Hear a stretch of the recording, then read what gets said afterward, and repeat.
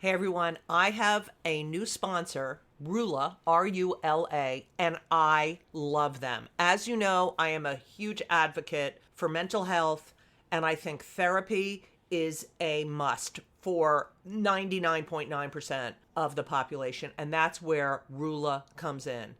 So, what are you going to do? It's very important, I'm telling you. With everything that's going on in this world right now, it's time to process with a therapist. Thousands have already trusted Rula to support them on their journey toward improved mental health and overall well-being. Head on over to rula.com/Judy. That's RULA.com/JUDY to get started today. After you sign up, they'll ask you where you heard about them. Please, please, please, please support our show and tell them that our show sent you. Go to RULA.com/Judy, JUDY, and take the first step towards better mental health today. You deserve quality care from someone who cares. You're welcome. She needs to do a podcast since she never got her due. She's a big lesbian and a loudmouth Jew. With a gasket always ready to blow, you're listening to Judy's show. Who? Judy's show. Wait a minute, who are you talking about? Oh, she's an asshole. What is wrong with you? Oh, you suck. So long. Fuck off. Hey, everyone. Welcome to It's Judy's Show. I'm your host with Judy Gold. I'm your host, Judy Gold. I don't know if you hear that in the background. I am in Scottsdale, Arizona at an Airbnb that has a pool. And the pool has like a little, what is that called? Like a waterfall thing. And, you know, this is also the sound of one of the options on my sleep sound machine.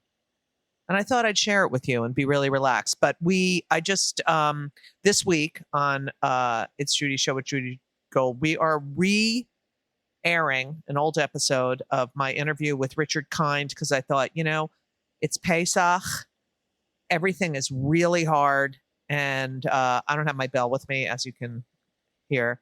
And why not re-air a Jew that brings us joy?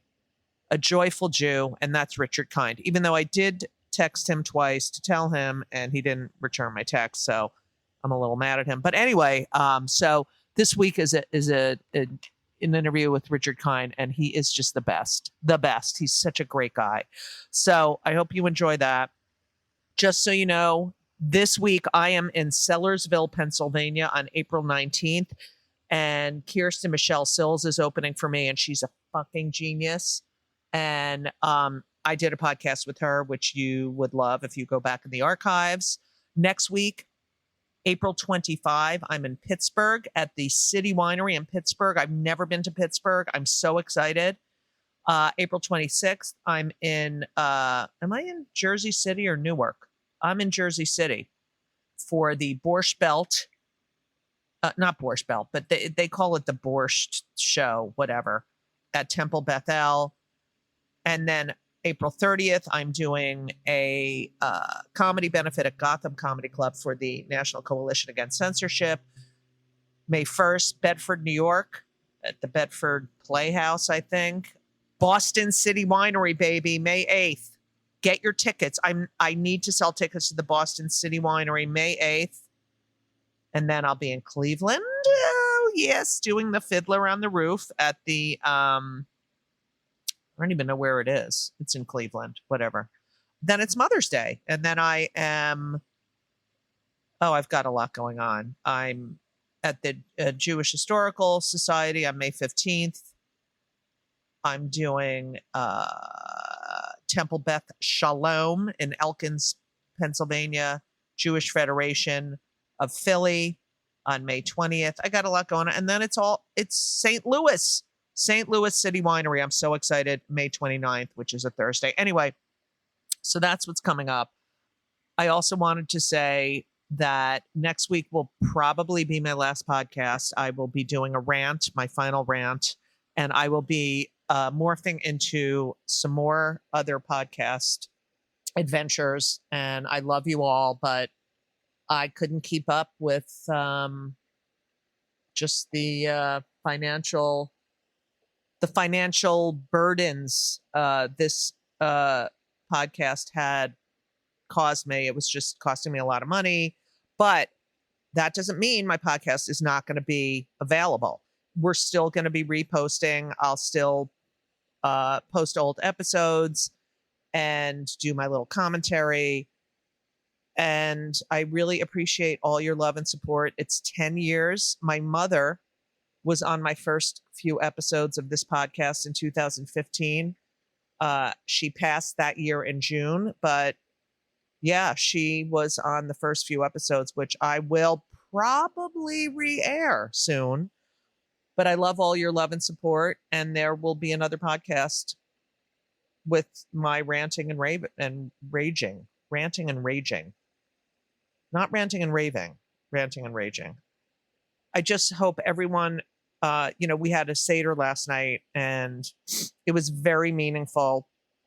We had 2 Seders, one small Seder on Saturday night with my niece, which was also very meaningful, 3 generations. And then we had another 3 generation Seder last night with my friend Daniel Hernandez, who came. He is running for a seat in the Arizona state congressional race. He is, please check him out, Daniel Hernandez. He is really a truly extraordinary person. You might know his name because he was in high school when Gabby Giffords was shot, and he was the young man, 17, I think he was, who saved her life. And now he is running for office. He is on the right side of everything. He is a former member of the Arizona House of Representatives. He is now running. As I'm talking, I'm looking for what he's running for. But he was an intern. The first week of his internship, he helped organize Congress on Your Corner event. And that's the site of her shooting. And after she was shot in the head, he held her up and stanched the bleeding with his hand until employees from the nearby grocery store bought him clean smocks. He is credited with saving her life. At 17 years old. He's amazing. He's just amazing. And I'm so proud to be his friend. So he was at the Seder last night. And the Seder last night, we had 59 flowers on the table. I forgot what kind of flowers they are because I might have had a little too much wine. And they were not in water. They were lying on the table representing the 59 hostages. We had a lemon on our Seder plate. I really love the symbolism in Judaism because it's such an old story about freedom. And yet, as we do with everything, we make it relevant to what is going on today. Like that is what a bar bat mitzvah is, taking that portion of the Torah that lands on your birthday or your bat mitzvah or bar mitzvah day and making it relevant to your life today. And so that is what one of the wonderful things I love about Judaism is that it's you're constantly thinking and you're constantly arguing and finding other sides to things. And really there's nuance and there's intelligence, and it's not just this is what this means and that's it and that's the way we do it. It's open for debate, and there is a lot of debate, and that's what we need. We need to see things from all different points of view. So that is one of the reasons I love being Jewish, and the fact that we contribute so much to the world. So I'm proud to be a Jew. I'm very sad about that helicopter. I mean, that was just awful. This family came in. I'm sure you all heard about it. You know, the helicopter. The family comes in, lands, and goes in a helicopter, and boom. Like, what the fuck? You wonder, what is there a God? Like, why would that happen? I always think, why? And you just don't know. It's just a waste. Terrible. So please check out my friend Daniel Hernandez running for CD 7 seat for Southern Arizona's Congressional District 7 seat. He's just fantastic. And he's the chairman of A Wider Bridge, which is one of my favorite organizations. I'm the vice chair. Not that I do anything, but, you know. Anyway, so think about also, you know, life is short and you don't know what's going to happen. Thank God you got up this morning. I don't know why I'm being so philosophical, but you know what? It's a holiday. And I have the water thing in the background calming me down. So I hope you all had a wonderful, wonderful Pesach. Enjoy the tariffs, Omar Tarif, and enjoy my interview with Richard Kind starting right now. When do we start? When do we start? We're starting right now. Okay. Yes. Oh, you want to introduce me? Yeah, I always introduce. Introduce me. Go ahead. Well, I think people probably recognize that voice already. I guess the voice, yeah, because then they'll say, oh, that face, but they don't know the name. I know. No, I know the name, but you are recognized. But just 24/7. Yes, IMDb me right now, and they'll go, oh, look who she's talking to. So I love this man. I think he is first of all, you're like one of the nicest guys ever. Always. So you say. Well, every time I've bumped into, for years. Can I tell you something? We are good friends. How many lunches have we had together? 0. How many dinners? 8. Coffee? Nothing. 4. We don't. 2. Never. I would meet with you. And no sentence would get finished. That's hilarious. That's true. I love that, though. I love friends like that. There's no It's pretense. not that I fill in for her. Pardon me. I'm going to be on mic. Not that I fill in her sentences. It's that I interrupt and tell, this is what I want to say, and then you would then interrupt what I want to say. Right. So this is going to be, get ready, ladies and gentlemen. Fasten your seatbelts. Because we are here today with the one, the only, Richard Kind, ladies and gentlemen. Yeah. I'll applaud there. Richard Kind, I'm just going to say, not in his 30 years in this business, which I would think it would be a little longer. Let's see. I did research. 185. Your IMDb is longer than anyone else's. It might be. I know. It is. You work. Except for John Carradine. Have you Google fought him? No, but John Carradine. You know, the old actors used to be on the studio. Yes, and they would work. But they would work in the morning. They would do their scene. Then they'd go across to another scene, another movie, and then they'd go to, you know, they would work. What happened in those days? They would do what happened? You want to know something? There is a stigma to doing guest spots on series, right? Because that means you can't handle a series, your own series or something retarded. like that. Sorry, well, ridiculous. Of course it's retarded, but the way that people what perceive things is retarded, right, in this country and at the studios. But I wish to God we could do that. I'd love to just bounce around. Well, you are one. And this is what I've always loved about you. But you want to work. You don't care what it is. You will work. And I am the same way. I don't care if there's a stage, I'll go on it. I will go anywhere to work. And the thing that some producers know about actors is we will work for free. Now, if you have a huge ego and can command a lot of money and don't love it, right? They will turn down work, and they're the people who get people into the seats. I, on the other hand, are an actual storyteller. But I'm an actual whore. Yeah. No, but you love theater more than anything. Same with me. I love live performance, and I make no money. I love anything. Right. I swear to God, I love anything. I wish I didn't, and therefore the payment is the opportunity to do what I love. And producers know that, and we get. I can't tell you they take advantage. Not an advantage. All you got to do is ask. Right. And I show up. I really do. The funniest thing though is, who was my hero growing up? Woody Allen. Right. We just bumped into each other. That's right. Did you? Yes. How'd you do? I Did you got it? I got a part. Yeah. You did? Yeah.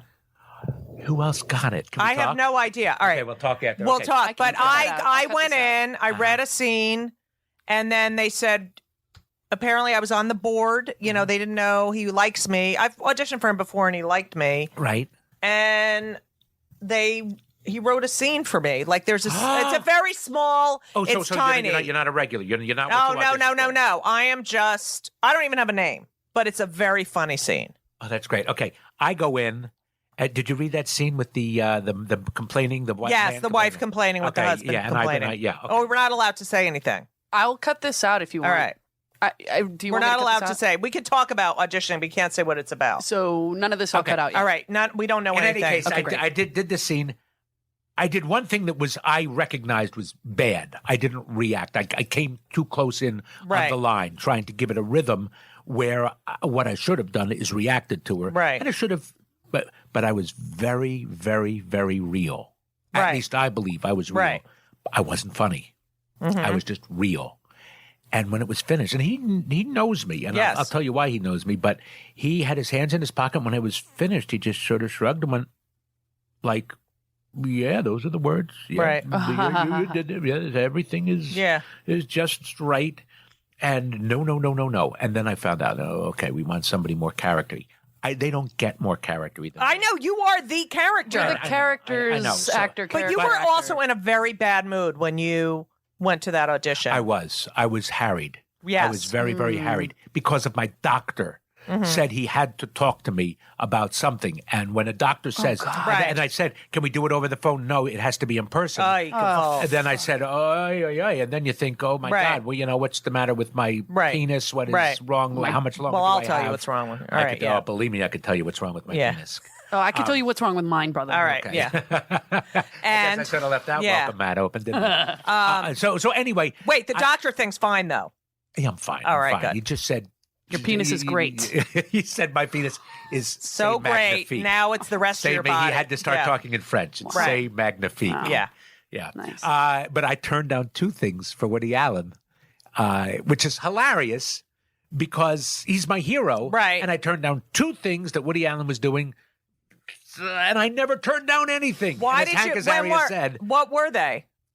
one was Bullets Over Broadway, which I loved. I know, I loved it. You but have to Bullets give it Over another Broadway, chance. The musical. Right. Yes, that's what I'm Yeah, talking about. and I loved it. I love when I saw it. Stroh does no wrong. Woody Mm-hmm. Allen hilarious. Everything's good. But the part was the producer. He didn't have a play. He didn't have a song. It was you had to commit a year and a half. And I think I would have shot myself. Right. I would have killed myself. And the other thing was one of the three plays that he did with Yes. Elaine May, and although the scene on paper was not funny, my character came in, said 6 lines, and then sat on the bed with a pizza pie container on his lap, just looking at everybody.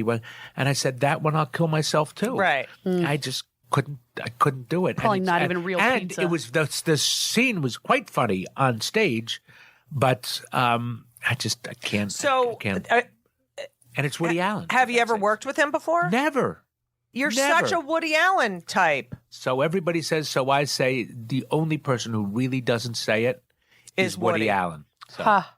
what are you going to do? So Richard John Kind, you were born in Trenton, New Jersey, Yes. and I am also from New Jersey, but you didn't grow up in New Jersey. Well, to a degree, I did. I mean, it was Trenton, but right across the river, 10 minutes away. Was across Bucks the Delaware, County. was Bucks County. It was, Right. it was Yardley. But my dad's store was in Princeton. Yes, and your father was a jeweler. Yes.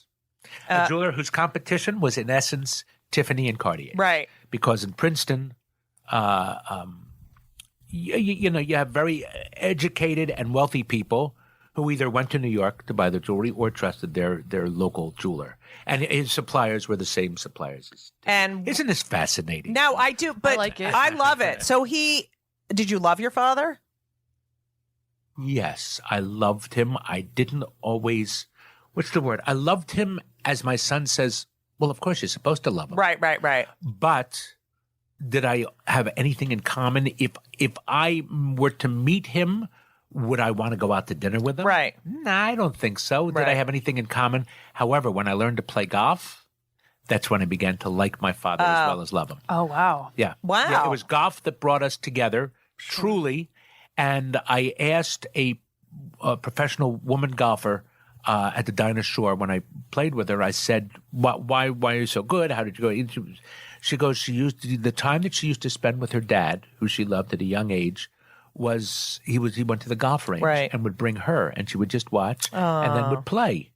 And at the range. And so that's how she became good. So they bonded. Yes. And then my children, who will do anything to stay away from me, will not go to the range, will not go to the golf course. Your kids are so cute. They are my kids are wonderful I know, kids they're really great who kids. just can't take their So, your sister, was she close with your father? There was a more contentious relationship, so probably she was closer in a funny way. Right. And Because she got more attention because they were, not contention, but they talked. I didn't talk to them. Did you talk to your mother? Yes. My mother drove me a little crazy. Alice. I love that name. Yes, Alice. Alice, be kind. Now, And I'm Richard B. Kind. yeah, Alice, you're Richard J. Kind. No, I'm not. Who said you're J? It says Richard John Kind. And I was like, there's no way his name is Richard John Kind. It's John. I thought you were making a joke. No, I've looked and on Who Wikipedia. told you? The John Society? I swear to God, look on Wikipedia. Wikipedia's the worst. The worst. You But I mean- read other articles about I you. know who told the same people who said that I'm related to Rosalind Kind, Barbara Streisand's Oh, sister, right. and therefore I am not. Wow. It's Richard Bruce Kind, and therefore it's Richard B. Kind. Richard John Kind, born November 22nd, 1956. So that's the extensive research you've done. No, I do that. I went Wikipedia That's first. her skim, and then she I gets deeper. skipped. Don't I do a lot of Yes. research? I look up I'm articles kidding. and all right. Really? Okay. I do. She calls people that have known you in the Yeah. past. Really? Who'd you call? I'm not telling. Okay. You went to Northwestern. I did. You went to like private school when you were growing up, right? No. Pennsbury something. Pennsbury was the local club. My parents wanted me to go to Lawrenceville Right. or Princeton Day School, and I was doing very well at Pennsbury and loved my friends and said I don't want to go. Actually went in for the interview at Lawrenceville and said I don't want to go I don't want there. to be here. And they told my parents, my Fuck mom, him. No, not fuck him. Or- Keep him in public school. He's Right. doing well. He likes it. No, I was successful. Did your sister go to private? Well, that's she'll admit this too. I was class president. I was popular. All the teachers liked me. So my sister had a trail of shadow Right. that was very difficult to overcome. I'm saying that really truthfully. And Right. so she was never Joanne Kind. She was Richard Kind's sister. Yeah. She went to PDS. All right, that's good. She had her own life. She had What her- does she she do? I just saw her today. She is, well, she raised 3, honest to God, magnificent children. Mm-hmm. Magnificent. Each one wonderful. I don't know what the hell she does. All right. I don't know. I don't ask. Live in the city? No, she lives out in Bucks County. All right. In Pennsylvania. Now, you went to Northwestern, which is a premier acting school. And yet, are you going to fill it in? You didn't study. Your major was not. Was not Theater. Yes.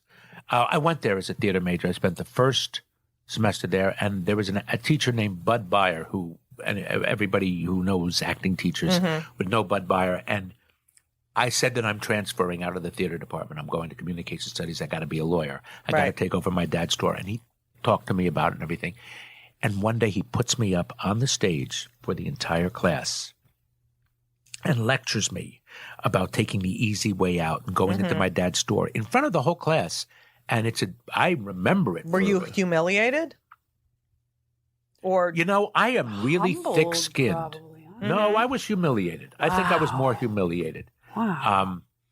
And I remember it. I'm very thick-skinned, and I just sort of took it. You know, what the hell? You know, he wants to say it, and I believe his opinion was correct. Well, he saw you. He saw. well, you. obviously he saw how talented. Yeah. Very you nice. are. Yes. for him. Yeah. Cast me in plays, stuff Right. like that. Burt Byer. But Bud Byer. Bud Byer. Or John Byer from the John. No, I'm kidding. John. Right, the John John Society. Bruce Byer. Yeah. No, but he was a great guy, a great teacher. Right. And he was right. But I I was raised a certain way. Right. And there's certain things you just can't pass on. It's like being raised religiously or Right. something like that. I was raised to be, my dad wanted me to go to law school, business school, and then take over his store. Right. Now and you're going to get furious at this. You're going to be furious. My sister did go into my dad's business. When my sister said she wanted to take over, when my dad retired, he would not let her. Oh, fuck. Because she was a woman? That is correct, sir. Oh my God. Are you fucking kidding me? Yeah, that's a bummer. That's old school. Now, of course it's old school, Yeah. but he had to worry about himself, whether or not she could do it. Maybe he saw something in her. Well, I believe it was because He was lied to also, just like we all were, about, women and men being equally able to run things. Okay. and Well, deal he's with from stuff. a whole different generation. That's from what a I'm different saying. generation. That's what I'm And- saying, And he yeah. was worried about selling the store, which was going to be his bread and butter for the rest of his Right. life. Damn. So what happened to the store? Oddly enough, he died soon after. So She took Because- over. Did she take it Listen, over? No, she never. No. He sold the store. He sold the store. Instead of giving it to his fucking daughter. His fucking daughter. Damn. Fuck. I know. Did So- you ever say to him, Dad, let her take it over? Or was that just a no-no? I'm sort of blind to certain family things. Right. And I never really knew. Right. Or I didn't want to invest in it. I think I did say, why are you kidding, Joe? I think I Right. might have said Joanne would have been a much better Right. taking it over. I would have been a better salesman. She would have Ran run a the store business, better. yeah. My dad was more like me. My dad, I swear to God, my dad could sell ice to the Eskimos. Right. He could sell anything. His store was so classy, and he you know why he hated the business? Because it became a thing where Zales and all of these places Yeah. came in, and somebody would come in and go, well, I can get a better price here. He goes, then go there. Right. I have this piece of jewelry, which is so fairly priced, and you have my backing that the quality of what you're getting is so good Right. that I have priced it accordingly. I ain't cheap, but I will guarantee you this is the best you're going Right. to get. And I'll that's buy how it. I would have been. Right. But he couldn't run a business as well as he wanted to. He wasn't a businessman. He was a Right. salesman. Right. I'm a salesman. I don't know. I was on the phone with the insurance company yesterday. When I tell you how I wanted to kill myself. I know. How I fell asleep. I can't deal with numbers or people or run a business or organize or just Right. things. If I make a grocery list, that is as close to business school as I Right. get. Right. Oh my God, I just don't have it.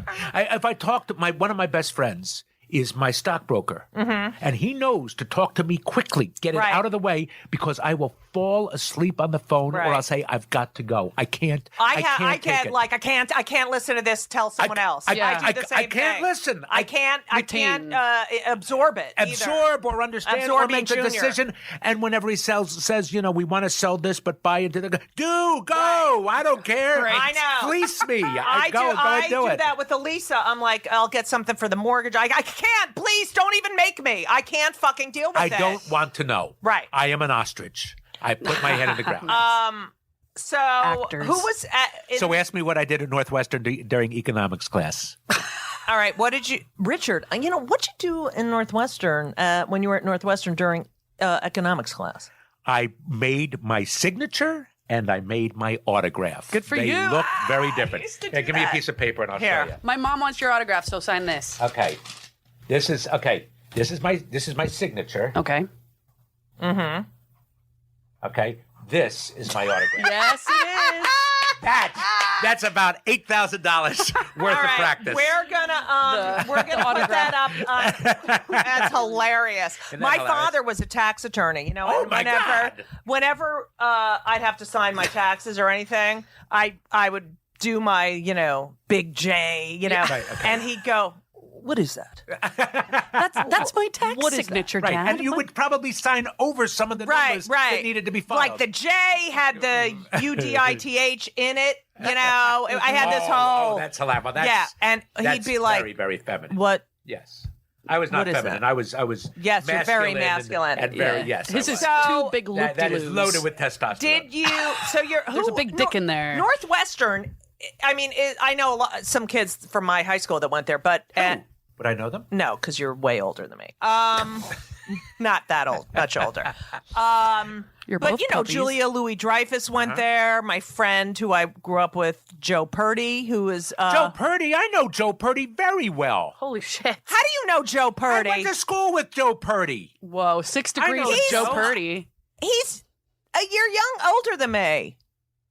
I know Joe. He was friends with Mike Traeger and all those guys. I know Joe very well. He's about 2 or 3 years younger than me. Joe Purdy, who lives in L.A. Yeah. Oh, that Joe Purdy. Yes. Joe How do Purdy. you know Joe Purdy? His brother is the editor of the New York Times, Matthew Purdy. Who I don't believe I know, but I did not know that, and I know the name. Okay. But I know Joe Purdy. He's a writer. Anyone here know Bill Purdy? Shut up. All right. I love Wait, I do Joe know Bill Purdy. I know Bill Purdy from, he writes for Big Bang Theory, or Mike and Molly. That Bill Purdy? I didn't know. I'm not No, sure. he is No, making I'm it not up. making it up. I used to I go know and Bill watch. Purdy. I used to go and watch theater with him. Okay, Bill great. Purdy wrote on Carol and Company. All right, Oh, great. listen, you fuckhead. Yeah. Me. Yes. Go ahead. You know Joe Purdy? Very well. Is he the nicest guy? Yes, His very parents, I just saw them at my mother's funeral. Yeah, I know Joe Purdy. Anyway, okay, so you go to Northwestern Yes, with Joe. and you get humiliated. Oh, that was one day. No, And- I right. adored Northwestern. I loved it. And who were the other actors that were with you? Gee, then let's see who went on to great fame. Oh my God, there are not a lot of great big famous people. They came a few years after. Right. With Joe Purdy. Well, Clancy Brown, he was there. I can't remember.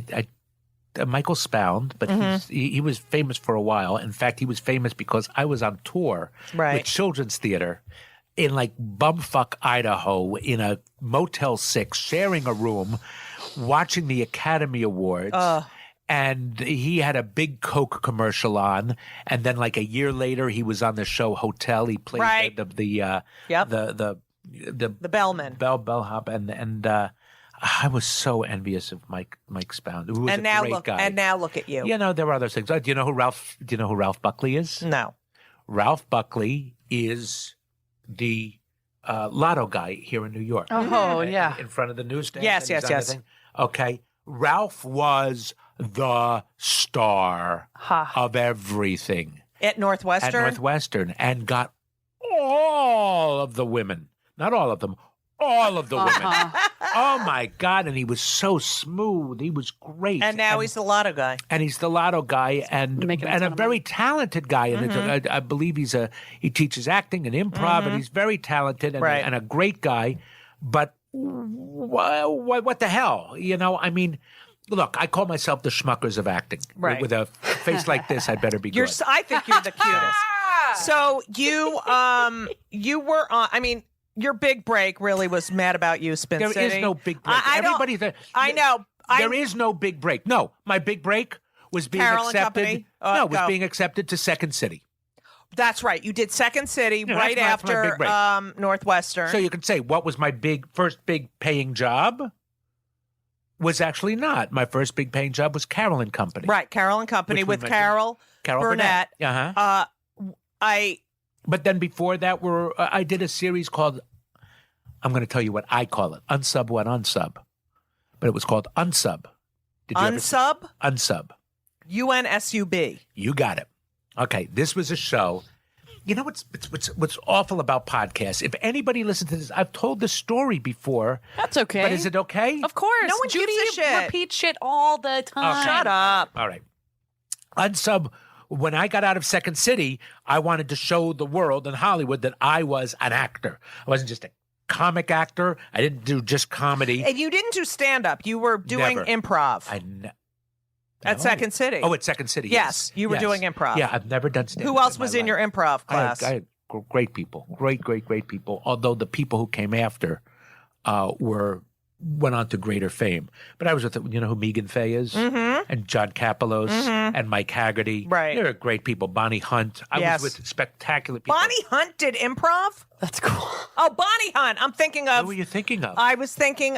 Bonnie Franklin? I was thinking of Helen Hunt. Oh, no, not Helen. Yeah, Helen Hunt. No, Bonnie, way. Bonnie Hunt. Yeah, go ahead. Oh, Bonnie Helen Bonnie Hunt, on the other hand, is the funniest. Oh, God, look what I'm going to say right now, so beware. I'm ready. Beware. I know. I know what's happening. I know what's happening. Come across the desk to my throat. She's the funniest woman I know. I'm sorry. There is none quicker than Bonnie Hunt. Bonnie Hunt could out Robin Williams sometimes. You're still the funniest woman I know, Judy. But you are the funniest woman. I'm the funniest lesbian Jew. Okay, so you're working with Carol Burnett. But isn't that funny that I might say this to a stand-up who's doing the interview and say, oh, he's the funniest guy I know. It would mean nothing. But saying it to a woman is, I'm not saying insulting, but you are saying, wait, don't you think I'm the funniest woman? Right, because we're women, and there was only I small know. few. Isn't that interesting, though? No, because there are a lot of funny women. Of course there are, but Bonnie Hunt is not going out every night and doing stand up. She never did stand up. Right. But I'm telling you, a quicker wit. Okay. Maybe not the funniest. I think she had. I'm going to. All right, go. You're going to revise. I am. He's going to revise because I know who I'm revision. with. She is the wittiest person that I've. Okay. I've all right. You're very funny. All right. I need to know about Carol Burnett. Oh, okay. What do you want to know about Carol? Well, Burnett? so you get this job. Wait, do you want to know about the woman, or you want to know about the show? I kind of want to know about the woman. I want to make love to her. Oh, God, please. I want to. Carol Burnett is on my list. All right, bye now. She's one of the finest. Talk about a woman who's funny and not exactly witty. Right. Because she only said one witty thing that I can ever remember. But she could tell a great story. She certainly acted great. She certainly knew comedy backwards and forwards. The only funny thing she ever said, or witty thing that she ever said, was it was my birthday, and the owner of the owner of Second City said, the producer sent me a dozen cookies, chocolate chip cookies that were in flowers. A box That's of, cute. Right. Awesome. of a dozen cookies. Better than flowers. And Carol said, "Oh, you better put them in a vase of milk." Oh, that's funny. It's very, very funny. But they'd get smushed. All right, go ahead. Well, no, they were on. I know. I'm just kidding. Oh, my God. Why am I so? Oh God! All right, you're the funniest. All right. So, but you had. I'm sure you had been a fan of hers before you got the Carolyn Company. I'm Richard Kind because of she and her company. So I was on a show called Anything But Love. I did an episode of that. Yes, I remember. That was. Seen by a woman named Marsha. Oh, golly, why can't I remember her name? Because she's one of the great ladies of the world, and I can't remember her last name. Okay. Because I'm old. But Marsha was Carol's producer, was one of her best friends and producers. She was an ex-news person who became a producer. She was on that. She was at the Marsha audience. Brady? No. Go ahead. I'm kidding. She was, by the way, I love that. Marsha Brady. Marsha Brady! I love that interview. Marsha Brady! Go ahead. So she had me in mind when they were casting Carolyn Company because she had been in the audience for Anything But Love. At the audition, usually, you're outside with 6 people, whatever, and then the assistant to the casting director, Richard, we're ready for you. You come in, and hi, this is Carol Burnett. Oh, hello, how do you do? No. I was the only one in the hallway. Carol comes out of the door, arms open wide. No way. Marsha Cross? Nope. Continue. Marsha Cross, go. No, opens her arms like I'm going to get a big bear hug. In essence, saying, she said, "Come on in, let's play." Oh, those were the words. Come on in. Oh my God, I love her. I love her. I love her. So I've never met her. I love her. Oh, she is worth meeting. Right. She's as gracious and loving, and she was. What she was trying to say is, you're good. You do this for a profession. Come in and let me make this arena as good for you as can be. And as comfortable. And show me what you can do. The opposite, by the way, of what Woody Allen does, in my opinion. Yeah. Right. He gives you the sides right there. You got seconds. Are you ready? Are you ready? Are you ready? Do it for me. And not let's see what you can do. Let's see what you can do now quickly so that I can just take first impressions. Honest to God, as much as I'm dying to say his words, dying to be a part of it. It just isn't. It's not how I work. Right. It's just not. So I wish it were. I really wish it were. No, now you walk in the room and you do this audition, and so you were not nervous at that point. Oh, you're always nervous. Right, I know, but you felt, oh my God. Oh, I would say there's love. Look, something else. Because I was raised on her and Corman and Tim Conway, I got it in my bones. Right. I knew I could do it. And I've got Second City. Right. And it was great. So what was... I will tell you something else. My first show with her, I played a bartender in sort of a detective mystery. It was an anthology series of different types of genre of comedy. Right. And we did 22-minute one-act plays, in essence. So in this one, we were doing a takeoff of some sort of detective thing. Put out your hand for a second. Put it down. And I could... Her hand was on the bar. It was shaking. Right. I could say her face... delivering like the Empire State Building. But the hand was sort of shaking. Now, she's got 25 years and $100 million more than I do in this business. But I knew she liked me. Right. And I took her hand and I said the line like this.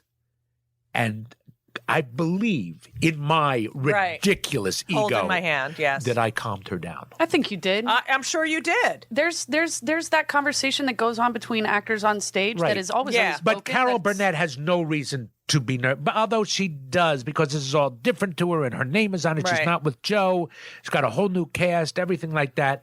And but I loved her. Yeah. And like the country, I wanted to take care of her. Right. I loved her so much that I embraced her and all her goodness. Who else was on that show? That was great. It was Megan Fay, who I came in from. Terry Kaiser. Do you remember Terry Kaiser? Yes. I'll give you a name. Was Peter Krause. Oh, wow. Yep. I love him. So do I. I love him. I love him. Anita Barone. Do you know her? Anita Barone. I don't think I'm forgetting anybody. And then they had a guest star each week. And how many seasons was that? It was 2.5. 2, yeah. We had the first season, which was very successful, and then there was talk that I was not going to come back for the second season. I don't think CBS wanted me. We're in CBS right now. Yeah. We can soap the windows if you want. Carol and Marcia and Matt Williams, they all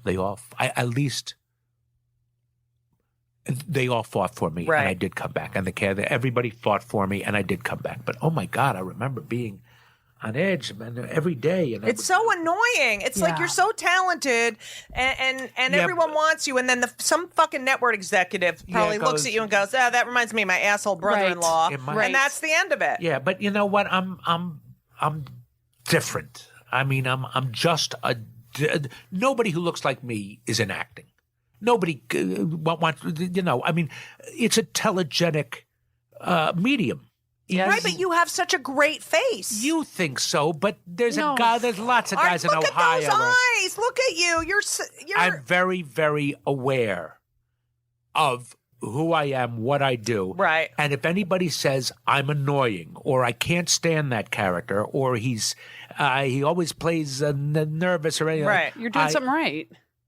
Well, no, it affects you. I don't blame that person. Right. Does it affect you? No. Oh. So. Do you think it should? No. I think they're seeing the character. What? I think they're seeing the character and they're annoyed with that character. Maybe. Okay. You do your job well. But the thing is that it's what I got to sell. This is, it's inside my, here, what do you want? What do you want? You know? But so, and you're of this Paul Reiser generation of all these comic guys developing shows. Now, Paul, though, in his early years was a leading man a la Elliot Gould or George Segal, who I always wanted to be. And then I realized at Second City, here's what I think. On a situation comedy, on a comedy, I have to be supporting. because I'm so large in what I bring. Hello. Yeah, but I know that I cannot be the maypole. I cannot be Bob Newhart. Yeah, I am a satellite character. Right. I understand that. I think that in an hour show, I could be the center character. Yes, absolutely. I think in an hour. I could see you on like a Netflix series. Yes. I could see both of us on a Netflix I could series. see you on every series. No, I'm saying as husband and wife. Are you kidding Oh, me? As absolutely. brother, And two- sisters, yeah. anything, Yeah. as lovers. But something has changed in me in the past 6 or 7 years. That acting teachers and even a commercial teacher that I remember, a guy named Chuck Kebby, who used to teach right around the corner. Right. Used to teach up when before the when the Coliseum was Right. on 59. Oh, remember that? Yeah. So he used to teach across the street from there, but they all said, "Don't do so much. Don't do so much." And I'm theater trained, and I did so much. Right. I understand why an actor will not get the part in the movie, even though he was so great on stage. Right. I understand that. And I was a stage, and it's as if I were doing it for the audience at home. Right. When I looked into a camera. Right. I have changed.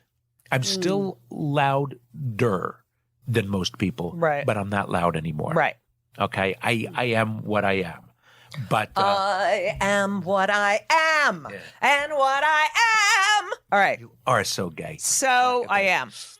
So you have the Paul, you have Gary Shanley, you have Richard Lewis, all these guys who are comic actors, but most of them we're created their own. and we're doing stand up too. And that's true. They and did stand up. Yeah. You get us. You start working on Mad About You and Spin City.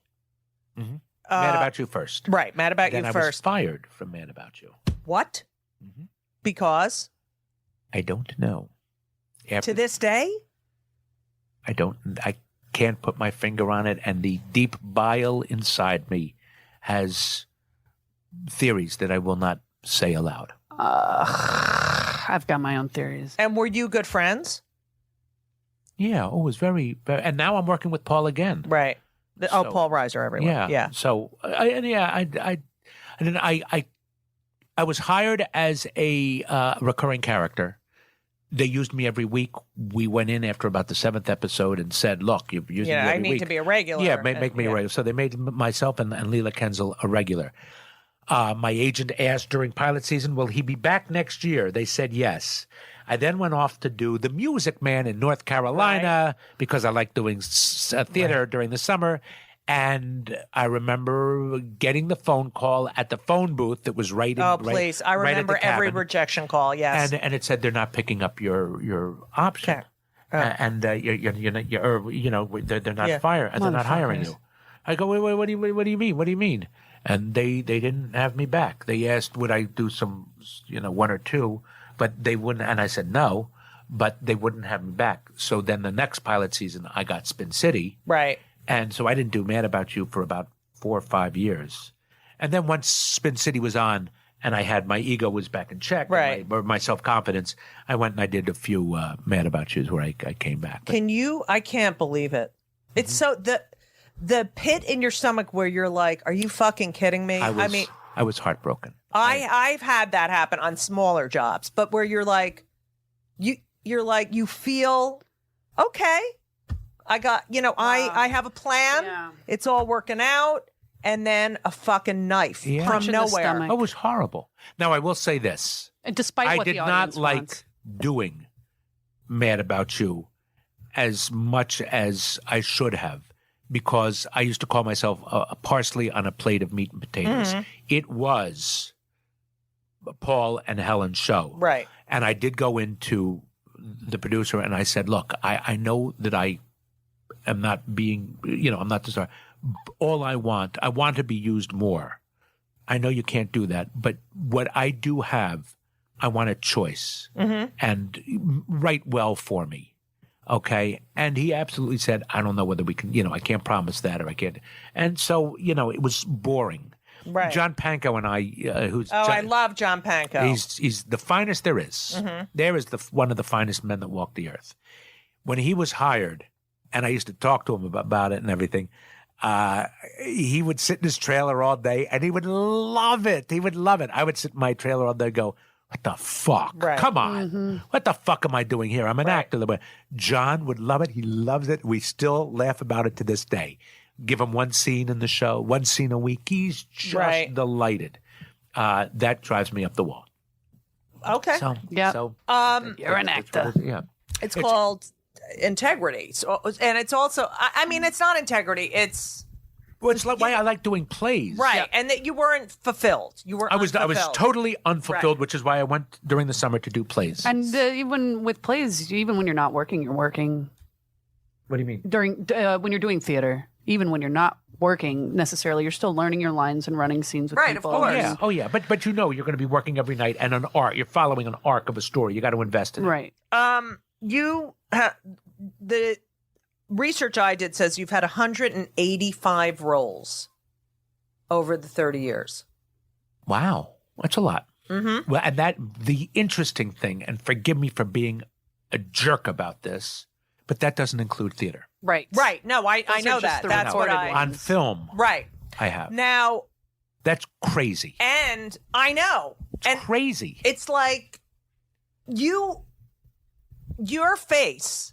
I mean, I wonder. I mean, I get people look at me and they're like, wait. Yeah. How do did you go to high school? Right. Do you owe me money? Right. Am I related to? I really have gotten. Right. I can't imagine having your face in this city or anywhere where, I mean, how often do people come up to you or stare at you? I don't stare you at don't me. pay I attention. don't stare at me. I don't recognize as much. People will be walking with me and say, I mean, the funny thing is when somebody passes you and then they cross the street and then don't come by again. That I sort of know. The funniest one. I was walking with Brian Darcy James, and some guy comes up and goes, I know. Oh, yeah. Didn't you used to run the porno stand on 34th No way. and 9th? Ha ha ha. That was the funniest one. I love Brian. So do I. Yeah, so talented. I just emailed him today because I'm going to the Oscars because of Inside Out, and he's going because of Spotlight. Right. You know, two New York theater kids who are cool. going to the prom. So yeah, that's great. Cool. It is great. You were on Scrubs. Yes. As Harvey Korman. You'd be shocked at how many people.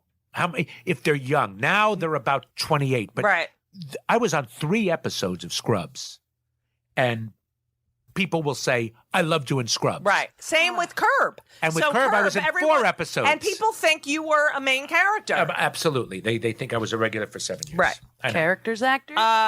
Character actor. Well, because when you appear, Richard, it's very memorable. People remember you. That's all I ask. So you are... Now, I remember when you lived in L.A., and I lived in L.A., and I'd see you at the farmer's market. You were always... you were really one of the friendliest, warmest. No, true. You get married and have children. How did that change or did it, your career or the way you thought of yourself or? Wow. How did it change my career? My career is easier to explain. Because for me, I was then okay. Yeah. No. Tell me, how did it change? So your career? I in LA. I'm on a series. I then get another series. Then I'm doing episodics. I have an HBO special. I'm like hot. My ex, who's now my ex, gets pregnant and says, "Okay, we can stay here in California, or we can go to New York, but we have to make the decision now. I'll do whatever you want." And I thought to myself, my mother grew up in Manhattan. All I've ever wanted to do is if I ever had children, bring them up in Manhattan. The only reason I would be in LA would be for my career. I never wanted them. I mean, that was the only reason I was there. And when I remember the thing was when I was in LA. You see, I'm going. I remember when you were in LA. Okay. Remember that for us. But I have a similar thing. I didn't want to bring my kids up in Manhattan. Mm-hmm. I did not want to bring my kids up in LA. So it wasn't, let me go to a more positive place. Right. It was, let me get out of this hell for my children's sake. Right. Okay? I loved LA. Jesus. You know, I mean, you play golf. It's Oh, nice. no, it's fun. I was fun. in great shape, but No, but it's no place to live, and life flits by. it was fantasy. Right. When you're not working in LA, oh my God, which you won't know. Can I tell you Alan Arkin's funniest line? What? He goes, when you're not working, LA is the worst place in the world. Absolutely. But when you're working, LA is the worst place in the world. I love that.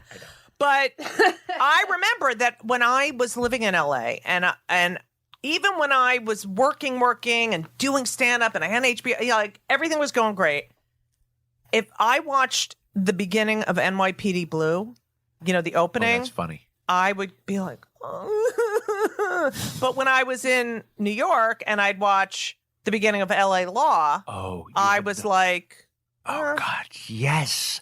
I've never thought of it that way. And oh my God, that is a wonderful, wonderful. It's not an analogy, but but you can envision it. Right. How did I look when I would watch a Woody Allen movie? Right. I can't say it was NYPD Blue. Right. But I'm because just saying, you usually I would see see hookers. No. But I'd see the street signs and this and and the streets, and then when I was in New York for a period of time, and I'd see them driving down Sunset Boulevard, and I was like, ew. Yeah.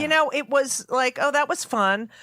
But my heart and soul. There's truly no texture. There's no texture. No texture when you're watching the opening to LA Law. There's As a matter of fact, I don't even want to think of that. I think of them at the table. Right. Not out in there. Oh, my God. I don't look at the sunshine. Right. And I love sunshine. Right. But no. And my favorite thing was always when I would come in and land, I would fly into JFK and take the bus into Port Authority. Okay, first of all, you are known as one of the most frivolous.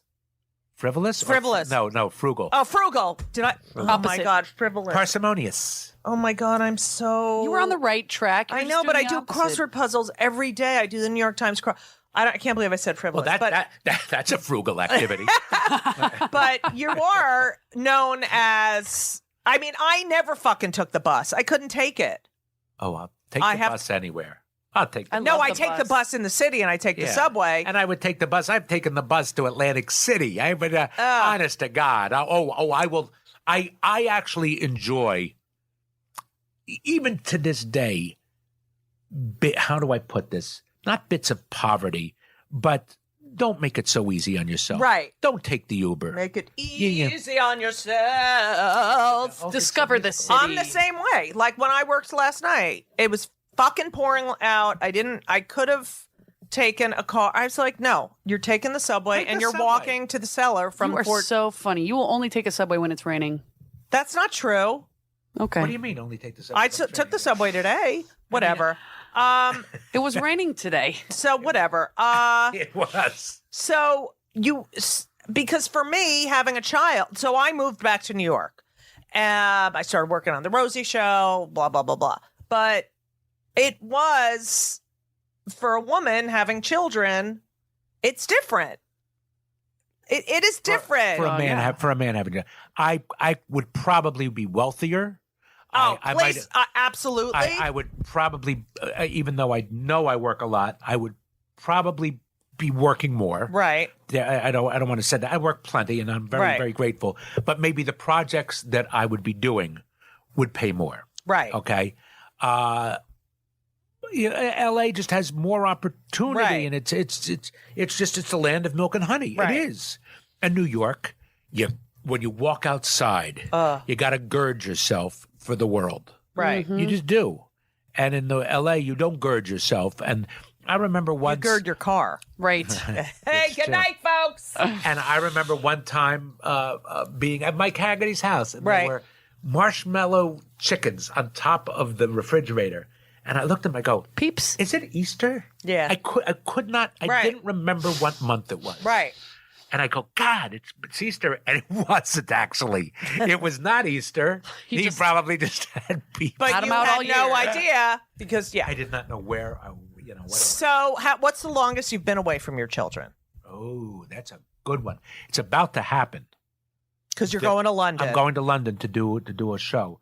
But they're going to come visit you? They are. That'll In be fact, fun. one of the reasons I told you is something for them to do. Have they been to London? No. Oh, no, that's going to be great. No, they What theater not are at you all. doing it at? I'm sorry. That's It's my either last the question. Savoy or the Piccadilly. I can't remember. Both amazing. Yeah, it's at one now and then it's transferred because they're replacing the whole cast. Right. So, and then they're transferring. Right. I did Luck. I did a series called Luck. Yes. And Michael Mann. You were bookie jockey's agent. Yeah, whatever. That was a great show. It was a my good God, show. That was a great show. Just one Great season, show. right? Okay, can I get how I'm long sorry, has he been boss. away from his kids? I was gone from Luck for a long time and didn't see my kids. How long? Because Michael Mann just took forever. I bet it was 6 weeks. I bet it was 6 weeks. He wouldn't let me go home. That's not that bad. That's not that bad. It's torture when you're a parent. It's torture. I will tell you this. This is a weird thing that I figured out. I mean, people go to war and they don't see their kids for a year. Yeah. Or ever. My sister said that. I go on. She goes. My therapist says that to me. Really? If I'm going away for like a week, I'm like, and I feel guilty Right, and and stomach. Even these when our guys kids go are away at for camp. war. But it doesn't make it right. Right. Okay, that's one thing. Now, this is the weird thing. I will be with my kids for months and months. And by the way, since Luck, I haven't been away for that much. Right. But when I am with my kids for 2 years solid, Right. and then I go away for a week, I miss them so much. I know. But if I'm gone for after 3 or 4 weeks, I don't miss them as much. It's Right. a crazy thing. But when I really see them and everything, Right. and then I go, oh God, I don't want them. 2 days seems Right. an eternity. Right. But if I'm gone 3-4 weeks, of course I miss them. Right. I don't mean to say it like that. I don't want to be so. But you've That's settled natural. into your life. Yeah, and you And now just you go- can FaceTime and all that crap. Like, yeah. I can't wait to do that. Now, when I was doing Luck, we didn't do that. Right. I'm now going to London, and I'm going to have to Skype. Yeah, that's don't- what I do. Yeah, but I'm I gonna have to still, Skype. like, you and I can't don't know hold how them. to Skype. I've got to get together with everybody, and we've got to learn. I'll show you how to do it. You will? Yeah, you're. I'm going to write it down. You're going to show me how to do it, and I'm going to do it. Yes, I do it all the time. I taught Judy how to Skype. No, you didn't. Just joking. So What a wild thing to say. Crazy. What I is- taught you how to what Skype. is your And job? it's a lie. And it's a lie. yeah. That is hilarious. Okay, please. I taught her how to do a lot of things. Then like you Skype. encourage this behavior. How did you get this job, by the way? Oh, it was a mistake. I, It was a bad day for Judy. Hennessy, whatever we're calling you now, Yeah, was a student of mine. I teach at ESPA, Einhorn School of Performing Arts. Teach people how to write one-person shows. Oh, you do So, yes. And so, wanna write a one-person show. Hennessy, But I don't want to learn how to do it. I want to have somebody do it, or I don't know what to do. Okay. We'll go out for it's a coffee. Judy process. should do your one-person show. I would do your one person. I mean, it is an amazing process. Yeah, and I one really one would of like to. some of my students, one of them is, now his is being filmed, and yeah, Is it it's like- autobiographical usually, or is it? it depends. I've had students. Most of them are. I think most of them are autobiographical. Are you aware of a one-person show called Northern Lights? I've heard of that. Yes. That, to me, was spectacular. I've never seen a one-person show, and I usually think one-person shows are masturbatory. Me too. I don't like them. But Same. Northern Lights was a tour de force. It weaved characters that characters would start doing a monologue, and you hear what they're saying, but you don't understand. And then 3 monologues later, it's explained what was Right. referred to.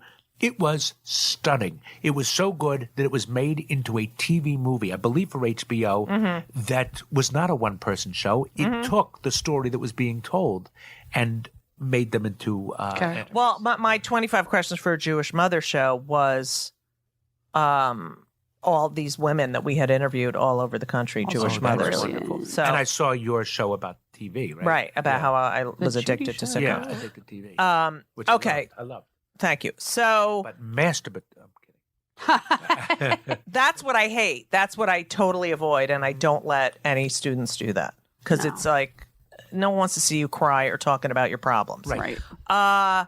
So, what is it like for your kids to, walk down the street with you? Because I know, they are immune.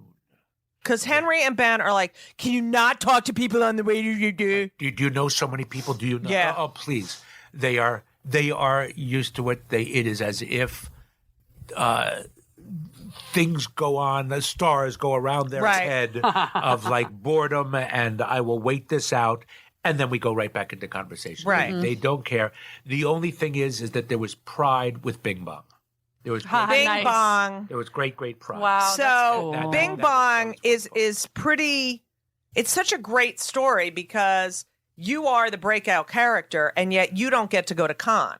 That is the truth. Right. However, I will tell you this: they knew how disappointed I was in con. Can you tell us why they didn't want to? Oh, that's reveal? true. Why they didn't Yes. take me to con is because, in their wisdom, Pixar kept Bing Bong a secret Right. until it came on, because it was, advertising the 5 emotions. That's Mm-hmm. great, but having the best, the imaginary friend as a child is sort of what kind of question? By the way, do you know that there are 3 pilots about imaginary friends? This pilot season? Is that true? Wow. Isn't that crazy? Well, that's pretty because cool. that's.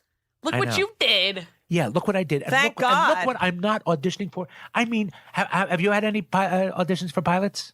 I did for one to be a big lesbian. One. Like a big. I wasn't set up for that. Why? Yeah. Who you was both are a the same lesbian kind. who's an Elvis impersonator? That's Oh, what I went up. Jesus. Okay, well, And there you go. that's been it for this pilot season. Yeah, I don't get. It's set up. unfucking believable. Of course, I don't expect to go up for imaginary friends, but it's just very unusual. Right. Anyway, that is really the only thing that my kids Right. take pride in or anything like that. Every once in a while, oh, do you know that person? Yes, I do. Yes. Oh my God, you're elevated Yeah. in their eyes and stuff like that. But I took my daughter to the Tonys when I Right. was nominated. And she met Cicely Tyson. Right. She met Bernadette T. Peters. Right. She sat next to Zach. Bernadette is the nicest Well, person. she's the loveliest. Yeah. I'll tell you one thing on the Burnett show that she did. I've told us she did the song "I'm Flying" from Peter Pan. Right. But she did it. Flying. She did it just like that. It was Right. just she did it as like a ballad. It was almost like Oh, it was so beautiful. I love her. And we were in the rehearsal hall. She was in jeans and a t-shirt. She's so And sexy. She's so sexy, but can you imagine in jeans and a No. t-shirt? She was. My tongue hung out. Like I couldn't believe it. Now, when it was put on air, she wore this dress with the what they call the glitter things, the Right. Sequins. with sequin dress, and there was a light going on so that it was very magical looking. No. When she did it just standing by a piano. Oh my God. I love her. Yeah. She was just great. Have you ever called a customer service place and they recognized your voice? Oh yeah, I have. Yeah. Really? Uh-huh. Yeah. Like Bing who? bong? Not Verizon, or not the ones that are in I don't India. know. I Not don't- the outsourced ones my who are like, God. "Hello, Verizon Wireless. My name is Pamela." No, it's not. Your name is not Pamela. You're right. I have a question. Are there Americans who are also doing it over in India? Are there English? I don't think. Probably the executives, but You know, an amazing thing that I heard. I heard sometimes if you like pull up to a Jack in the Box or something, and you press the button, you are not talking to the people inside the restaurant. You're talking to India. They take it down. They place the order. you're lying. what I Outsource heard. the. They outsource the fucking microphone Kill me now. on a drive-through. That is a kill me now. This country. All right, we're going to get to this country because I know that you're very passionate.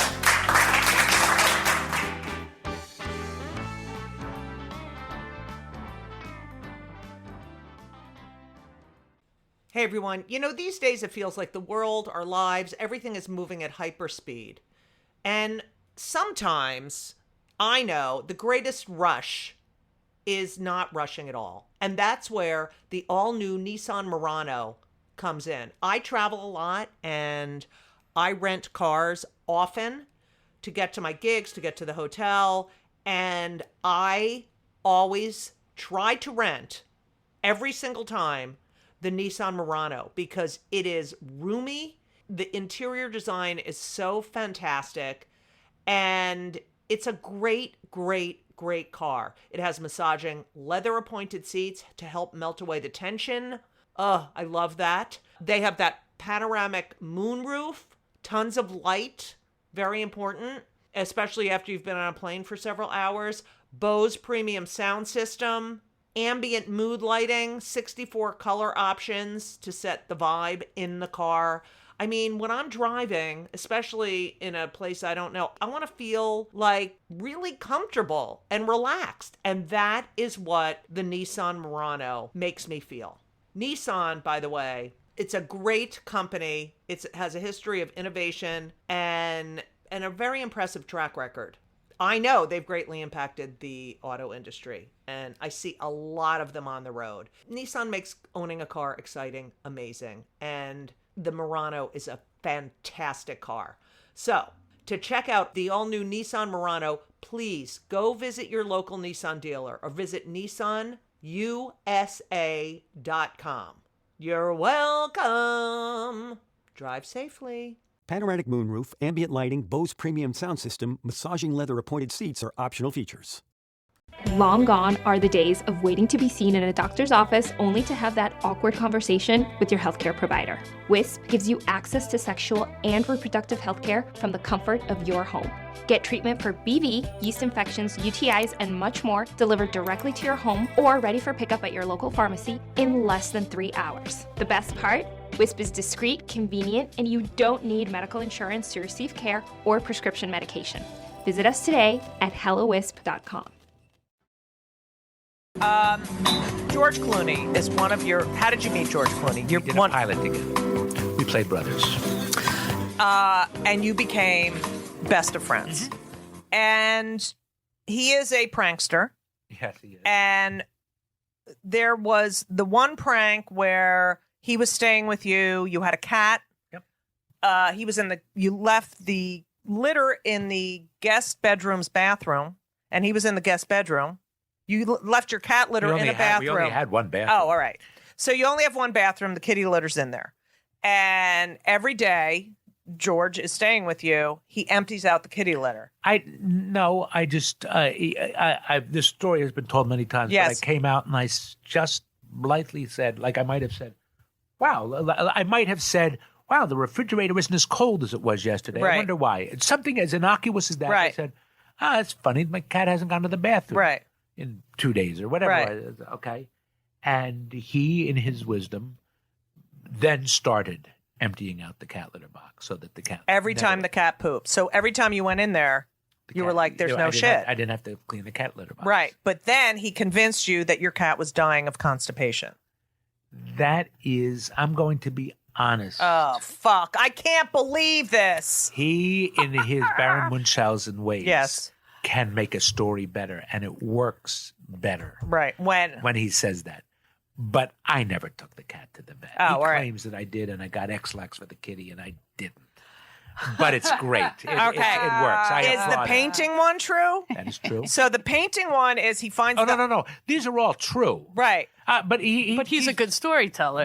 So the painting one, as I heard it, was he finds the most disgusting... Tells you he's taking painting classes. He found a painting in the garbage. That was... gets it framed. Yes. Tells you that... It's probably already framed. Yeah. No, well, in the story that I read, it wasn't framed. Right, So he he gets went it and framed got it and tells framed. you he's taking painting classes. Yes. And months before, when he tells me he's taking... We stopped at... You remember Aaron Brothers on... Oh, yeah. Cienega? We stopped at Aaron Brothers to pick up paint and paintbrushes. You're kidding me. Yes, This isn't is that so hilarious? I know, isn't that? That's So he signs this... the brilliant. Yeah, part. so he Yes. signs this as if he... George Clooney. Yeah, gives it that's to some- me. And he gives it to you, and you have it up in your living room. How long? I don't know. I can't They even say 5 remember. to 6 years. I don't think it's that long. That's right. Let them say. I don't even remember. And you had... And then how did I mean, he... why tell a joke Right. if you don't get the laugh? So, but how did you find out... Just how much willpower do you think the man has? Okay, so how long... How did he tell I you... will tell you a great Yes. willpower story. Okay. Is that I was doing a movie in Oklahoma. Mm-hmm. And Woody, with this guy Woody, playing my partner in the police. We were policemen. And the night before, we decided to play golf. So I said, give me a call in the morning, and we'll go. And so the phone rings. I pick up the phone. Woody? Yeah. 9:30 in the lobby? And he goes, okay, and hangs up. All right. I go down to the lobby, 9:30. No Woody? No Woody. 9:45, no Woody. 10 o'clock, no Woody. At 10:05, I go, Woody, where the hell are you? Because what are you talking about? I go, are we going to play golf or what? He goes, okay. I said, meet me in the lobby at 9:30. No, okay. Years later. Maybe not years. Quite a few months. Yeah. Jeff Garland goes, how's Woody? Ha ha ha ha. That's great. Never called me back that day. Right. Never called me back for a little while. Right. Just said, I said, Woody? He said, he had 2 words. I said, Woody? He said, oh, yeah. I said, 9:30 lobby? He said, okay. Hung up, didn't talk to me for a week, a month, whatever. And then didn't tell me for Did you months. fucking crack? You must have cracked. I died, because I remember. Right. I absolutely remember. Isn't that hilarious? Doesn't make a deal of it, doesn't do it.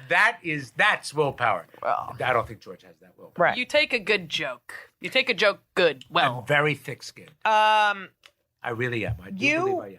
you went to the White House Correspondents' Dinner a few years ago, and you were interviewed on the red carpet or whatever they have, the blue and red carpet, because Republicans and Democrats. And and you, I saw the video, but basically that they were trying to get you to be funny, like, oh, hey, and you said that there is a disgraceful disparity. First of all, Yes. you said I said it yes. Thank you for bringing this up. Go ahead. Keep going. but you said the smartest person in that room is the president, which I totally agree with you. And you said, and it should be the president. And President Obama is brilliant. And then you said, and they were trying to. This is years ago, isn't yes, it? Years. like 4. Yeah. Very well. And they're trying to get you to be Richard Kind, like, hey, ho, it's going to be funny. Right. And you said, actually, there's a disgraceful disparity between the ultra rich and the American public. I no, here's how I put it. There is a disgraceful disparity between the haves And the truly haves, and then the ridiculous. I mean, right. it is outrageous. And that if one of these guys died and gave all his money to the government, you said, no, to a city. Oh, To a city. what would happen? It would.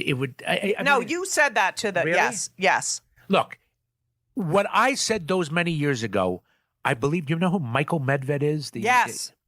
He, or it was, I worked with him. He's a wonderful guy, although I don't like his politics. Who's the black Republican? Oh, his yeah. name? I Running love for him. president? John Ridley. No. Oh. No. John I want Ridley. to say, is it Tavis Smiley? But it's not. I don't Yes, know. it is Tavis Smiley. It might be Tavis Smiley. Was on Spin City. And I Yes. got to know him there. And so I said this, and he spent a goodly chunk of his broadcast talking about what I said on this thing, Mhm. which ages ago, and I mean, he attacked me, and said, I know this guy. Richard Kind's a lovely guy. We had a fun time on Spin City, but he is just wrong. And he now- hates the gays also. Well, okay. I mean, That I go there. Okay, go. Okay, but honestly, on this issue, I was where Bernie Sanders is today. Right. Okay, and I brought this up, and he's attacking me. Now it is common knowledge. I don't want to say that I'm the smartest guy around, but I swear to God, I talked about this, and that really does make me so upset. In my stupidity, I'm going to bring up a sort of silly point. Do you remember the movie Life Stinks by Mel Brooks? Yes. Okay, a movie that's not good. Right. But do you remember what the name of the company was? No, what was it? Engulf and Devour. Was Oh, the, yes, because it was Engulf Gulf and right. Gulf and Western. Right, So this Engulf and company Devour. that is decades. That is way ahead of his It's time. way ahead, and yet he saw that the multinationals were at that Right. time were really taking over. He saw it because his films were being eaten up by these multinationals and were having an effect on what he could probably put in his content. But they really did. So now you've got, what, a dozen huge, I mean, all of these companies, that the airlines that are coming together, the communication. Well, there's nothing. They're all. Why do you think Donald Trump is where he is? Absolutely. It's all marketing. He is marketing. Everyone remembers "Make America Great Again." No one remembers anything else anyone said. I mean, Donald Trump is horrifying. He is dangerous. But it's not. But once again. It's a reflection. Fault. Right. It's our fault. It's America's fault. Right. Having Bill Clinton, look, I've said this before, this is stupid, but in a way, I blame the American people for the Twin Towers coming down. Mm-hmm. And I will tell you why. Because Clinton knew about Osama bin Laden. Mm-hmm. He knew about things that might have been very important. Right. And 3 hours of every day were spent trying to appease the Senate, his wife, the American people, that he got a blowjob in the office. Those 3 hours might have been spent. They could have still come down. Right. They could have bypassed everything because it's so nutty. But we, in our stupid, let's worry about a blowjob, started thinking about that. So I believe that. I have also said, when we've had these horrible things happen in this country, and I've often said in recent years, I'd rather be talking about a blowjob than this stuff. As if... Oh, that's sort of funny, yes. Right. So you're all complaining, look at what's happening. Right. And it's so horrible, and this and that. And it's like, that was the news. That was the fucking news. That was the news. Yeah. As in every fucking minute, the guy got a fucking blowjob. Yeah, and you know something? The Arabs think every day with their heart and soul. Yeah. With their heart and soul about what can I do to make the world, although I think they're wrong, a better place. I hate how they're going about it, but they are invested in what is important to them. Joey Pantoliano did a movie, a documentary about the depression that he felt and how it is endemic in America, that we're depressed and everything like that. And it's quite a great movie, quite great. Name? I'm looking it up. You can look it up. It's great. Okay. He took it to the Israeli Film Festival. Mm-hmm. It was not well received. Audience was a little bored. The questions. I asked Joe. I asked his wife, and he said, "No, it didn't go over like it does here or anything." Mm-hmm. And I thought, why? Now, why do you think? Because the I think it's because Israel every day has to deal with this shit. Every day, every minute of every day. But not depression. They have to deal about is today the day I'm going to die. Right. Survival. Not, oh my God, how awful do I feel today that I just can't get out of bed. They think about this could be the last day time I see my child. I see my child, that I'm on the planet. Right. And therefore, fuck depression. Right. Get over it. Right. Okay? Mm. And so therefore, I think that do I say that our problems are petty? And they're put in, it's a rich man's problem. It's no, we're worthy of examining our depression. But, oh my gosh, there are big, big problems in the world.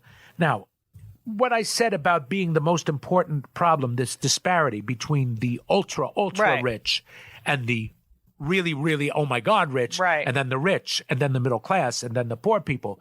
But the amount of money, I mean, when you're talking about 62 people have more money than every whole world. Yes. Astounding. Yeah. It's astounding. That to me is well, and you talk about the blowjob, and now we're talking about Scalia dies, and the first thing that fucking asshole says, the first thing, you know what? We're not. The body's still warm. We're not going to, anyone he nominates, we're not even going to. Well, you. I agree with that. However, it's a game changer for the country. But it's also petty. It's petty the way they're dealing with it. No tact involved. Okay. Yeah. Yes. But It is a game changer. But it's a game changer because that decision will affect America for a long time. And he is the president, though.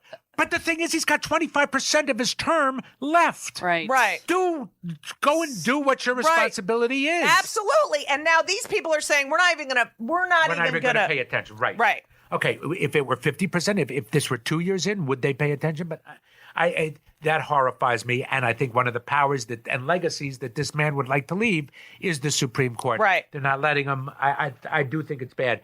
However, getting back to what I said about the disparity, this seems to be Bernie Sanders' biggest talking point. Right. And I believe he's right. And I believe it is the biggest problem, other than how we handled the world. Right. Right. That film is called No Kidding. Do not want, and it sounds like I should want Bernie Sanders. No, I'm exactly the way you are. I love Bernie Sanders. I do too. I love everything he's bringing up. Can you imagine him going over to, deal with Iraq or Jordan? Well, like he's a Jew. No one mentions he's a Jew. Well, that's for sure. Right. I know. I don't know how that. It's going to come out. Of course, if he wins the nomination, then they'll be all over. How can you're a Jew? How are you going to be with Israel? You might be right. They're saving that up for a later time. It's ammunition. The thing is, I adore Hillary Clinton. Yes. I also think that a president is not on the up and up. Right. I don't believe they are. If you go back to Roosevelt, they all had affairs.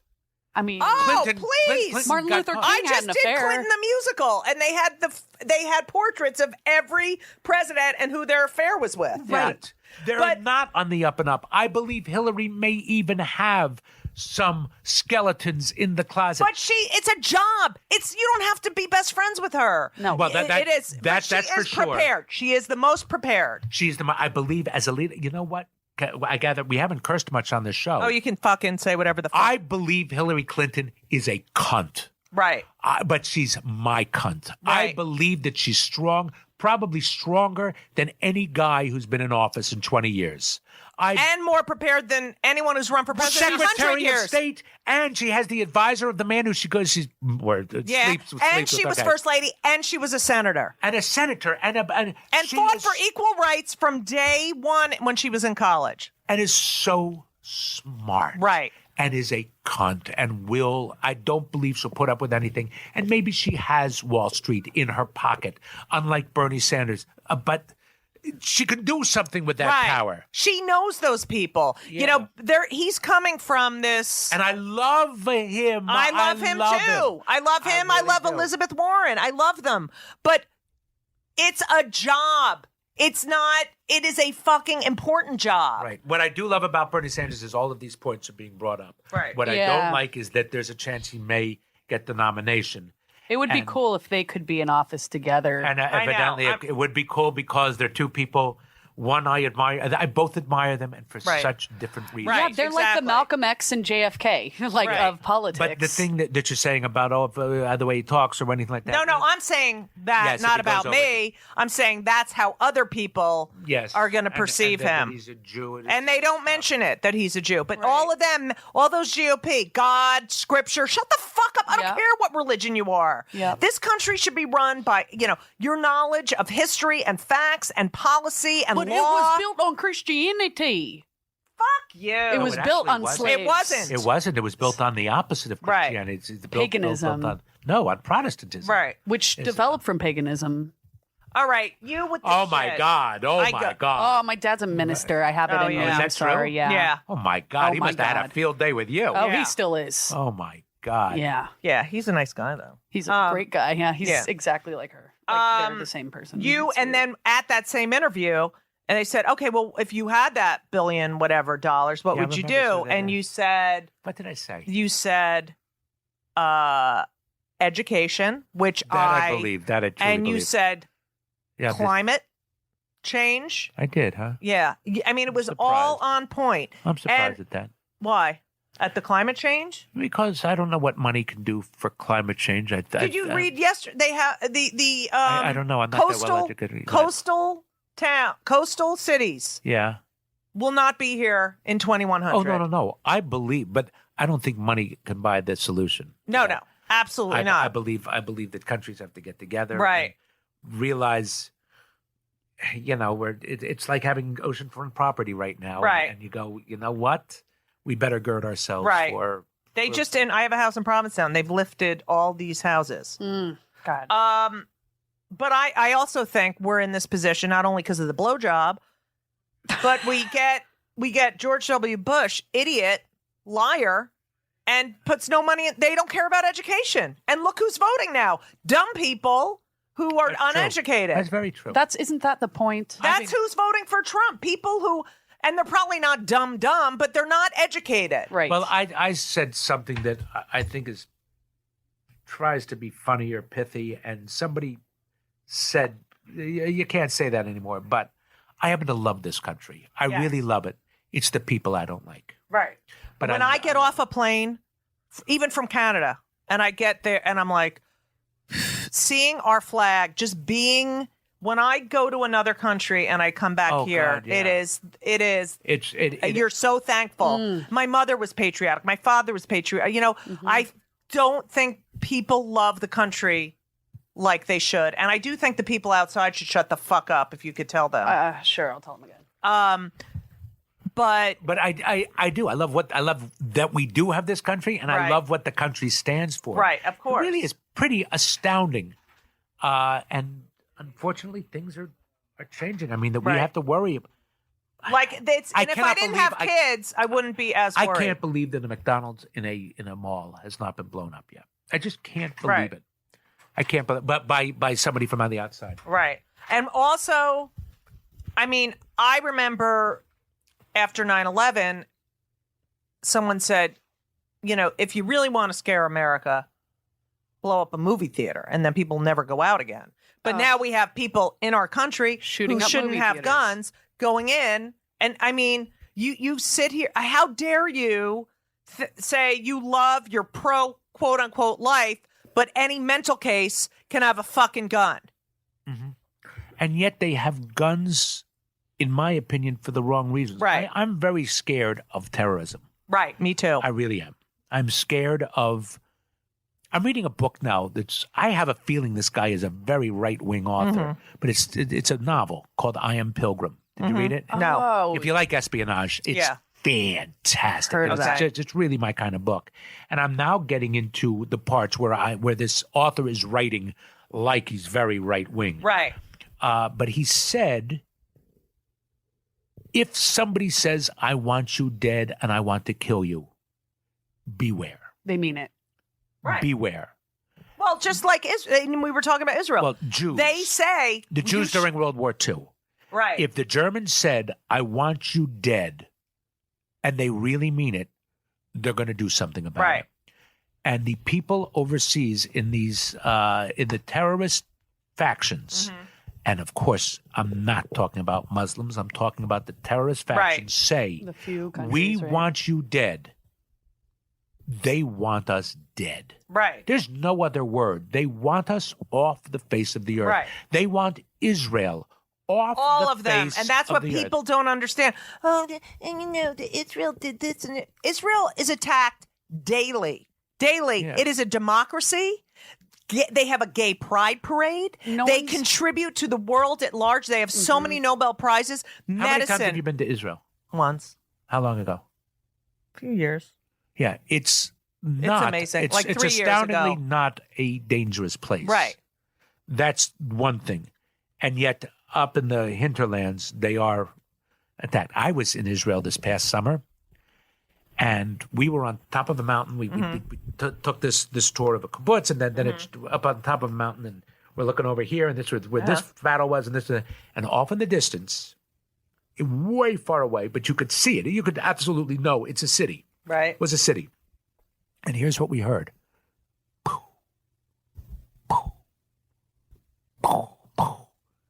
It was Syria. Oh, fuck. the things going off in the. This is 2:00 in the afternoon. That doesn't happen in Israel. That happens in Syria. On the border, Right. But it's far away. But you got to understand, it's so close. Oh God, Right. yeah. Because it's close to Israel, but it's not in Israel. Right. But you hear what's Right. going on in Syria, and you go, oh, they are used to gunfire and bombs and things Right. like that. That is their daily life. Right. It's not our daily life. Right. Right. And yet, people carry guns because they're scared the government's going to try and take Right. their land. They carry guns because this is true. Is because there are gun battles in our inner cities. Why else do people carry guns? For protection, For for protection, sport, hunting. But that for that to I'll make their understand. But dick when you have seem bigger. 800, who needs a magazine that Right. goes in? If you and go, you- if you're if hunting, if the guy at Newtown had to reload, how many Yeah. more people would be here? I mean, Yeah, there are it's- a few gun enthusiasts who just have them to have them. right. I feel. Yeah. I mean, Up there on the are wall. responsible gun owners. There Sure. are My dad plenty is of them. One. of course they are. There's Yeah. a lot of them. And- But and my son can't buy me Sudafed Right. at CVS till he's 16. But he could get But an he illegal gun He easier. could get an illegal gun, or he could get a gun. I mean, I'm sure he could get Sudafed from someone too. Sure, but- but no street, yeah, but it's the reasons. no one's selling Sudafed on the corner. Yeah, it's. This has turned a depressing. Kill me yes, I now. thought this would be much funnier. Jesus. Are you mad at me? Wow. I'm never mad. Oh, all right. Never mad. Because I love talking about this stuff. It's just, do your listeners? Yes, They they do. love it. They love They it. do. Oh my God, we've had such intense conversations Really? with people. Who's been great at the intense conversation? Artie Lang. Arling was great. I adore. yes. adore that man. I've met him once. There are a few people in the world who scare me, intimidate me. Oh God, would he like what I said? Right. Artie Lang is one of them. Really? Yes. He's such a teddy bear. I hear, and I'm very angry at him because if he goes the way of Amy Winehouse, I know. I get annoyed too. We'll all kill him. I'm so upset that he walks that tightrope. I'm very upset. Yes, Dick Cavett. We had intense conversation I'll about bet. depression. Oh, really? Yes, Felicia Michaels, who's a comic, went away, came back. so Hers is unbelievable. It's the Lord of the Rings of our episodes. Yeah. It's really good. Really? yeah. Why do you say Lord of the Rings? What does that mean? It's just an epic. It was It's a an- two-parter. her and I life feel like she didn't even get started. Yeah, Yeah. I have no epic life to me at all. I really have followed sort of a very narrow trail. Look at you, you fucking actor. He's comparing himself now to Felicia Michaels. No, in her But I don't know we're talking Felicia Michaels. hell. Special. We're talking trailer Right. park, But the mother thing is- stroke. Oh horrible. Christ! Yeah, but now here's the thing: is when my parents divorced, How old were you? I had just graduated from college, Right. and they And that wasn't big then. oh no, you're Oh, right. yeah, you're right. that's- I God. did a No one I did a talked play about it. recently, a musical workshop in Houston, and we talked about that divorce Right. was not that. So anyway, so my parents divorced, and I figure this is a great time to see a therapist. I've always wanted to see a Right. therapist because I want to be an actor and I want to be weird. I don't have problems. I'd like to see somebody and get some problems. Well, one episode of it with a shrink, and did I open a Pandora's Right. box? Oh, yeah. I mean, I realized just how fucking crazy I am. But my experiences in life are very middle class, middle of the road, uneventful. That usually I've means- known a lot of people. Was one of your parents cheating? Actually, he was, but so it's the father who did not Well, give the store yeah. to that cocksucker of Right. but he was Bill unhappy. Clinton of a- he was unhappy. How long had he been cheating?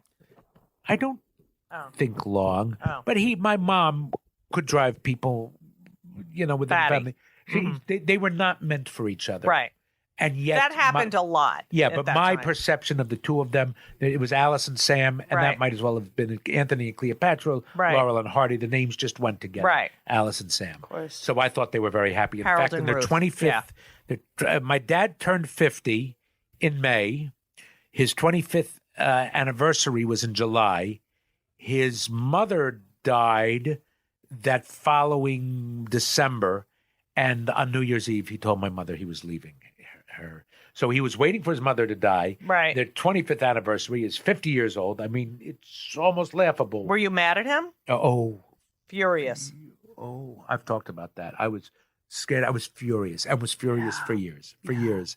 And I'm not. I like I talked earlier.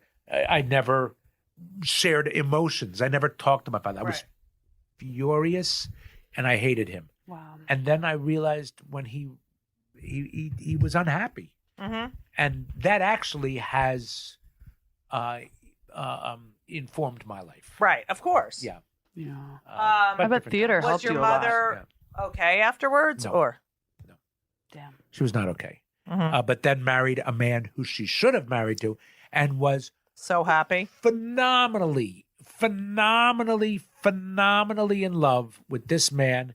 And my joke about this guy is he used to get nosebleeds going up on the pedestal to visit my mother. He just loved her.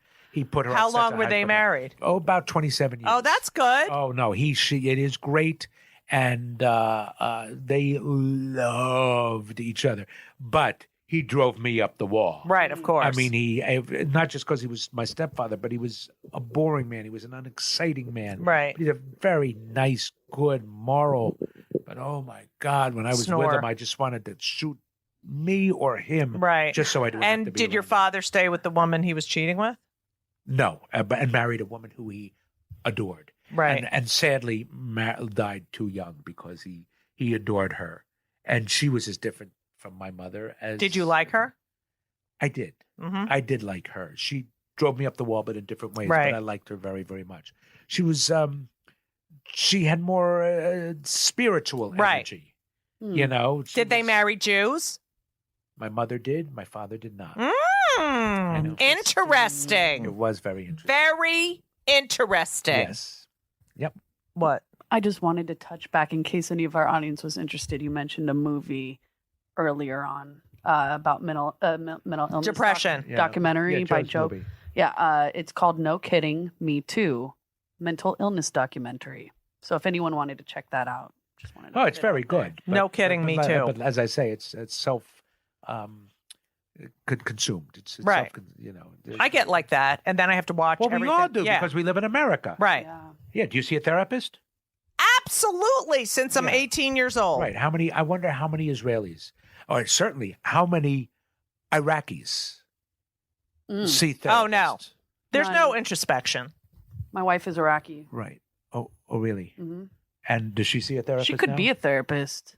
She can't be a therapist. She has mother issues. Go.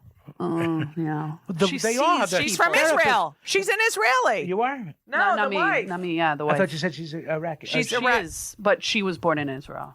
Oh, okay. But the thing Iraqi is, Jew. Yeah. We're everywhere. No therapy in that house. They're all over, Judith. They're all over. All right, go ahead. Ruth? Yes, they're all over. There's black Jews. Ruth, good to see you again. Thank there you. are no Jews in this country. There are only There's- Jews on the coast. Right. Everybody who has Amazon Prime. There's Jews in Chicago I'm There kidding. are the I know. Southern Jews. and remember what- Miami. It is very funny when Right. you hear, oh, of course they have synagogues in Right. New Orleans or something like that. Right. You know, now my daughter was bat mitzvahed in Israel this past summer. Right. Where do you think we're going to have my twins bar and bat mitzvahed? My At- daughter, we did it at Masada. Where do you think we're Okay. going to do the twins? The Dead Sea. The Jerusalem. Big party Is on it the in this beach. country? Nope. It's in another country. Yep. Not necessarily Israel. That is correct. But both countries start with vowels.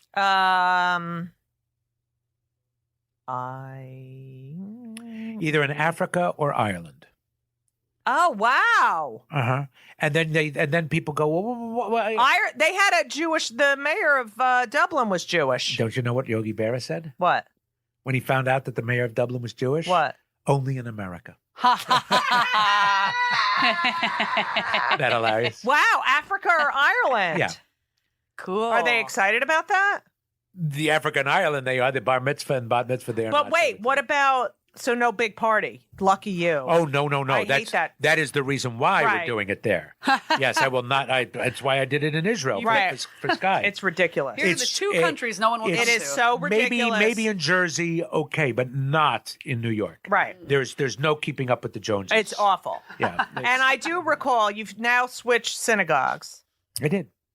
But you were at my synagogue and were called up to the Torah because it was your first high holiday service there, and you were the only one not wearing a yarmulke. Yes. I was raised not wearing a yarmulke. I don't wear yarmulkes. Damn. And now you're at a place you don't have to wear a yarmulke. But where was I called up to the B'nai Torah? Jeshurun. I know, but why? Why was I called Remember, up there? they said we're going to have an elite. Oh, it could have been a bat anyone who's mitzvah. been to Israel in the they always Oh, have. yes. In the past year, or any new members who it's the first Right, time. It's like AA. I don't wear a tallis. And I or a saw yarmulke. you, and I go, you can't put a yarmulke on. I And you're don't like, no, I can't. I can't. That's how I was raised. I was raised without yarmulkes. Is that a... The reason why is because you're wearing your Judaism on your sleeve or Right. on your head. That's what it is. If you see a Jew walking down the street with a yarmulke, or if you're a person walking down the street, what do you say? Jew. Is it almost boastful type thing, or is that more Christian? I don't know. They just told the people in France, the head rabbi said, do not wear a yarmulke because you're going to get wow. beaten that's- up.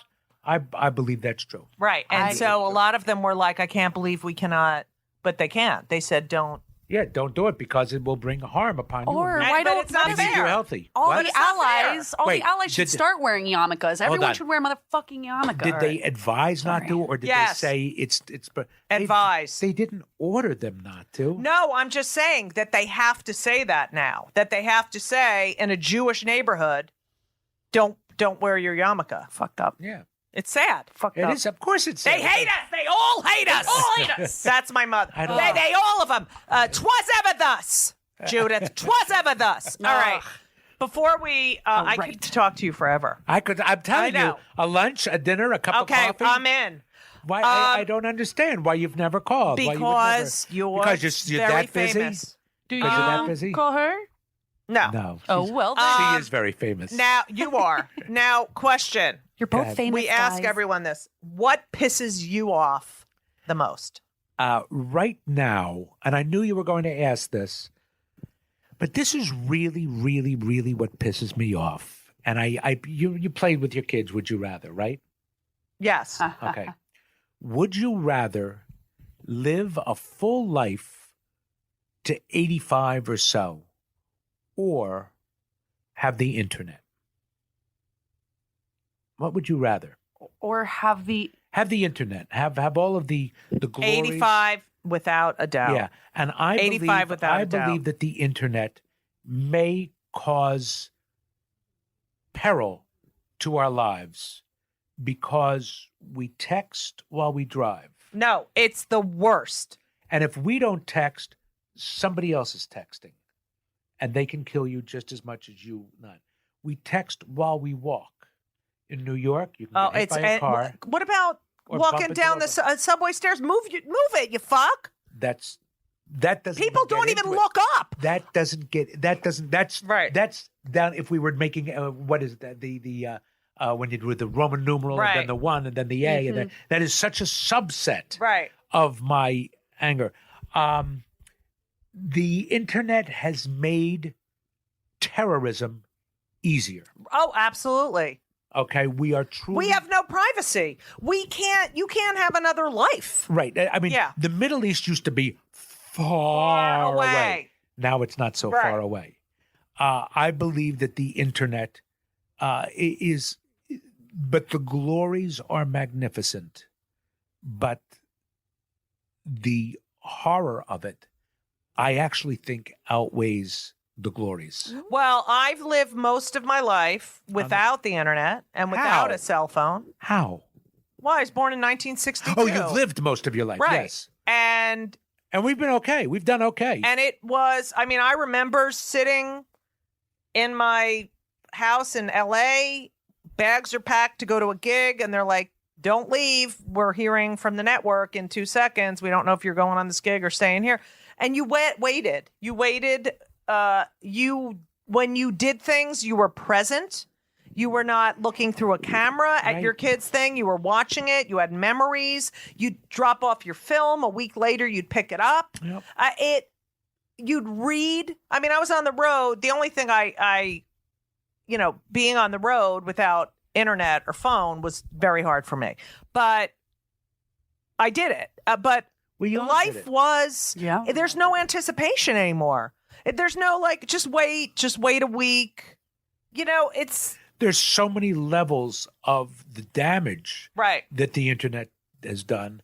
And there are so many levels of how the internet has made the world a better place. Right. Yeah. And I just don't know. But when I think of the horrors of the internet, and it's not so long ago that we got it. And it's so many leaps and bounds so quickly that it's like fame to a young kid. Right. We don't. There's people have a platform who don't deserve a platform as well. That's and if there was no internet, there'd be no sword. Kardashians. People looking at people's asses and tits, and I mean, they wouldn't. I'm really talking about the really, really big things. No, I know. Now, the New York Times Magazine section, that judge guy, the Judge Joe, whatever it is, said, if you take away the child's phone, but he said there are other distractions that children will get so that they can not like their parents and not be with them. But it's awful. It is awful. Now, have you ever seen a kid watch TV? Oh, God, yeah. And you can walk back and front with a marching band, and they don't see the marching band that's walking between them and the TV. Right. So there have been distractions. Well, I also really good movie called Avalon. Henry was writing a paper about whether video games, violent video games, affect, Of course they do. And I said, Henry, do you honestly, these people who are mentally ill, these kids who've watched these video games where they kill everyone, they leave, they go have dinner, they come back and everyone's alive again. You think that those shooting sprees, that sort of, this is just temporary kind of like, it desensitizes you. It does. They have become immune to it. My kids saw the end of Poltergeist and laughed. Men, they found nothing. Men admit scary. that porno has desensitized them to regular sex. How do you think that these shooting games with these graphics haven't desensitized? You can't even just have an orgasm now. Now you have to be asphyxiated and have an orgasm. Right. That's not even good enough. That's been around. Now they're choking each other and that's been the crazy thing is that's been around. And I'll tell you something: cursing and gunplay, as was shown in Deadwood, you got to understand. There were guns. They were butt plentiful. sex and the blowjobs. Right, I think that women are like, hey, wait a minute, we're not all into this. Right. I don't know. I always say Norm Macdonald had the funniest line. I was listening to his podcast. He goes, "The word, what is? Butt fucking and making love have never been in the same sense." Yeah. And that made me laugh. You've always you can say we made love as another word for fucking, but you never hear making love as another word for butt fucking. For butt fucking. Yeah, it's a different, a little bit of a different. We made love in the ass. Yeah, right. I'm still a virgin. We also ask everyone. Also, I do hate people who walk slow, and yet I can't. You have no idea. And then I hate people who are on. You're at the airport, and there's the people mover, and they're standing there. They don't move. They don't walk on the people.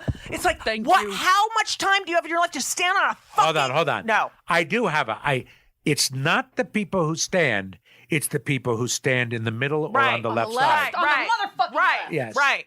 There is a lot of entitlement of entitlement, but there's also of anger. Not having thinking about the person who's around you. Right. I don't like those people, and yet when I see it in myself, I'm disgusted. Right. Sure. But the people who walk down the street slowly in the middle of the street, I want to yell at them. I know. But Jeff Garlin had a very interesting thing. He for some reason had to go to an anger management thing. Yes, I heard. It was in the paper and stuff like that. So I don't think I think he'll talk about it out loud. And he has talked about it. Mm-hmm. But he found out things about himself. Yes, you can think that way, but you cannot act upon it. Mm-hmm. But I get angry at those people, and I think that I'm better than them, which is all of a sudden I catch, but I'm not.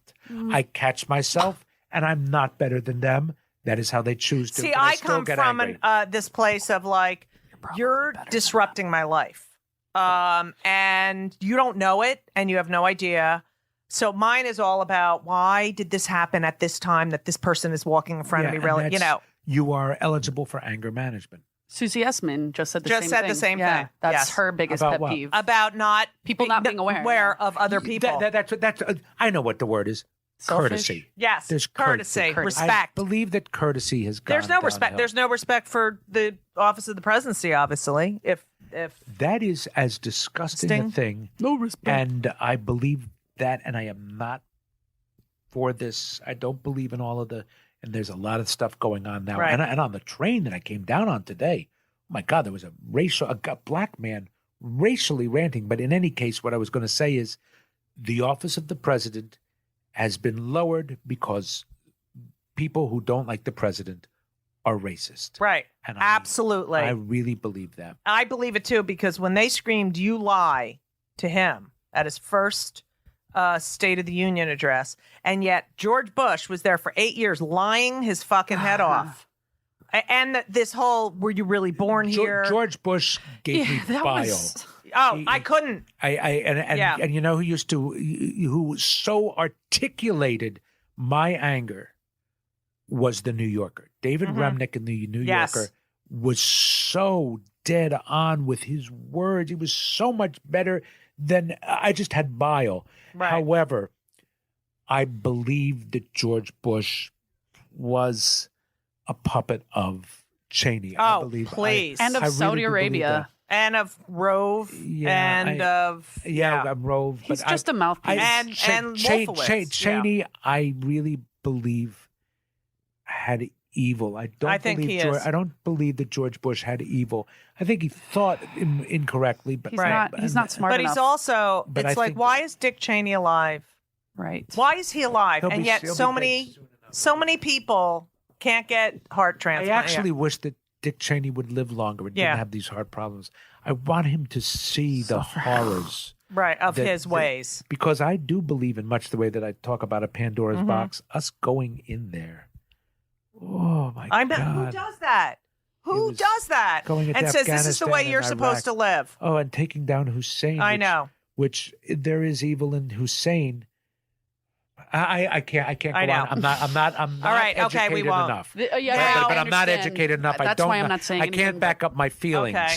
with Right. with I'm like the that too logic. with the So, emotions. yeah. We also ask everyone ahead. if they take any antidepressants. I do not.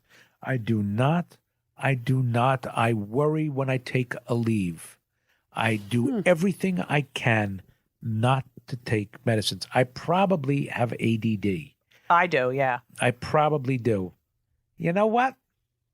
Live with me. Right. I have to live with me. Right, Or what am I going to do? right. I'm not going to take anything that will. I don't need it. I suck it up. Right. I don't believe we suck it up in this country. Absolutely, enough. we don't. I don't believe we do. Are you on antidepressants? Oh, so many. I had a very bad clinical depression, and then I went on.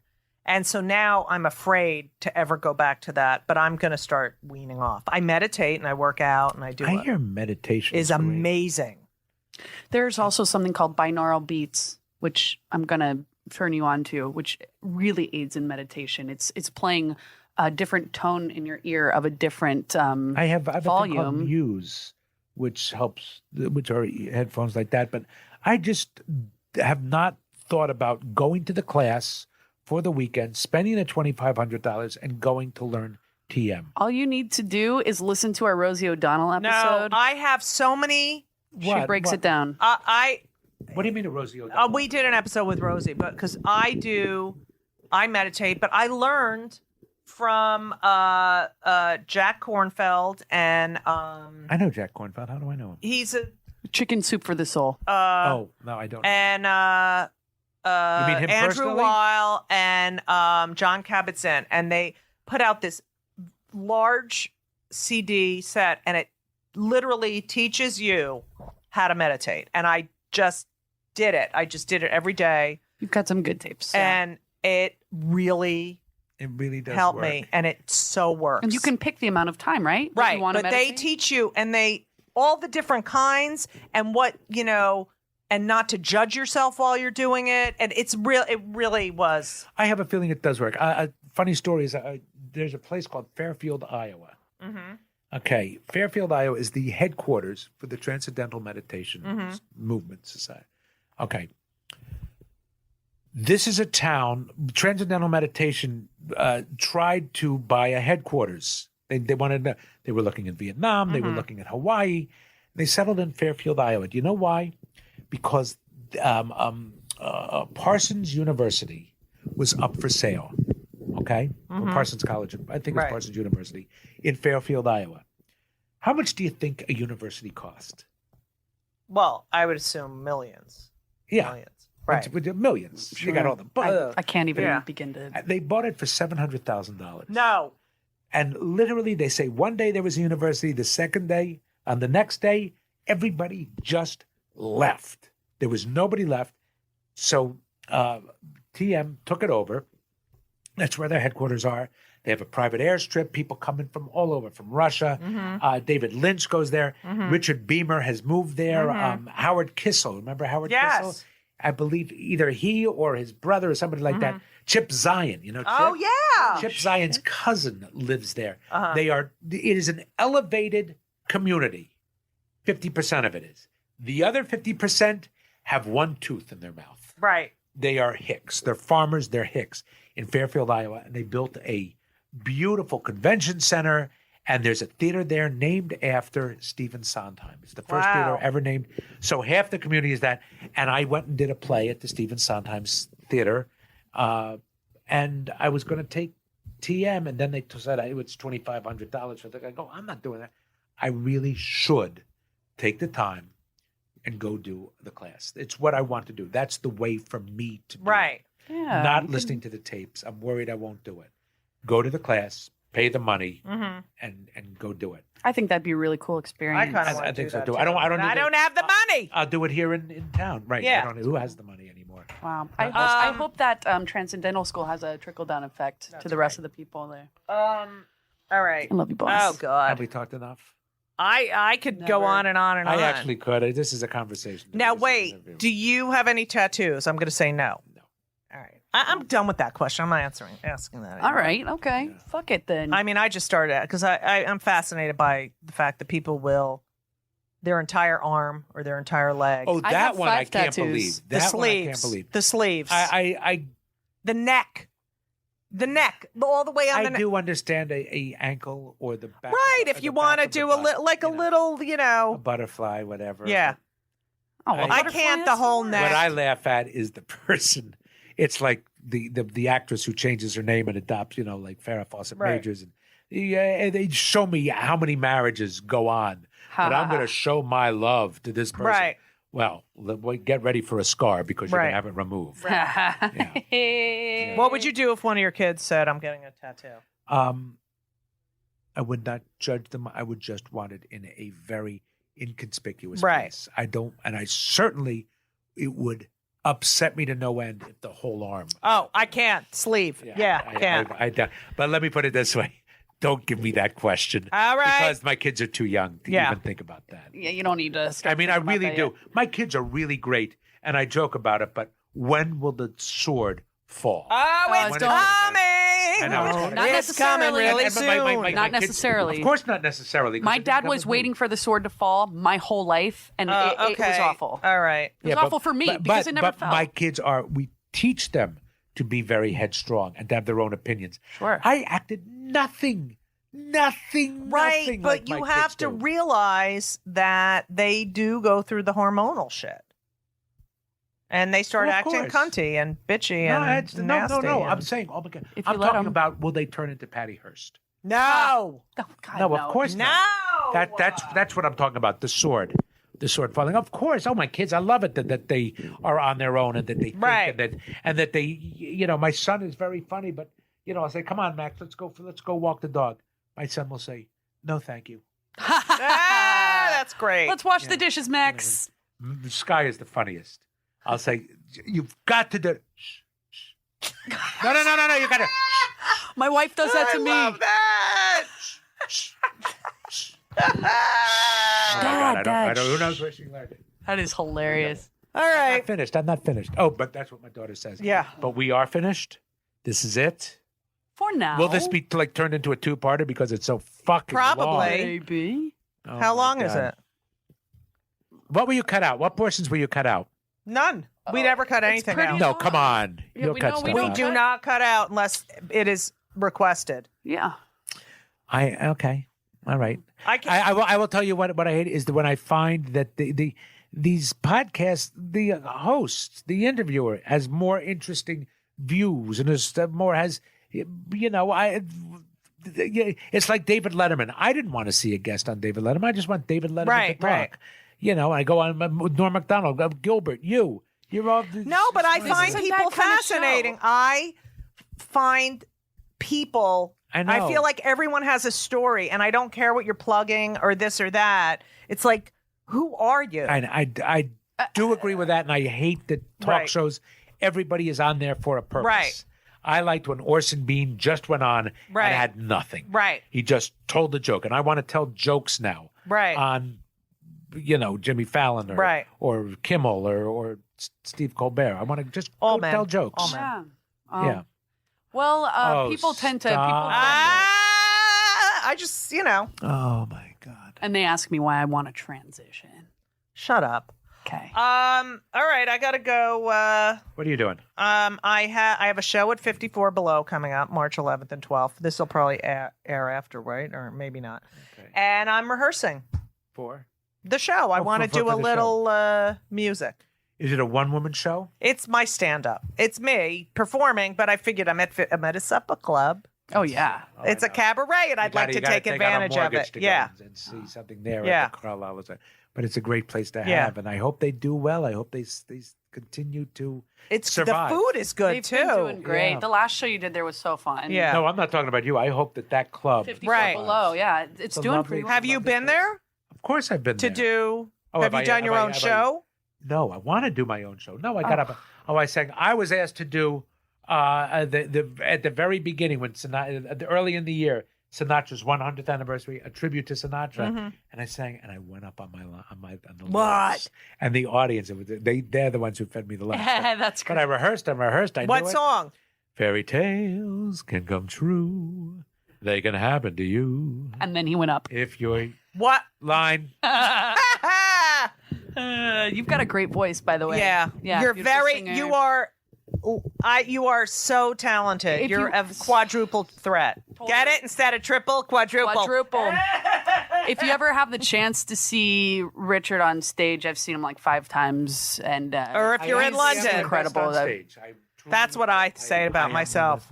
It's Great. I love it. I feed off the audience. I love live. It pays nothing.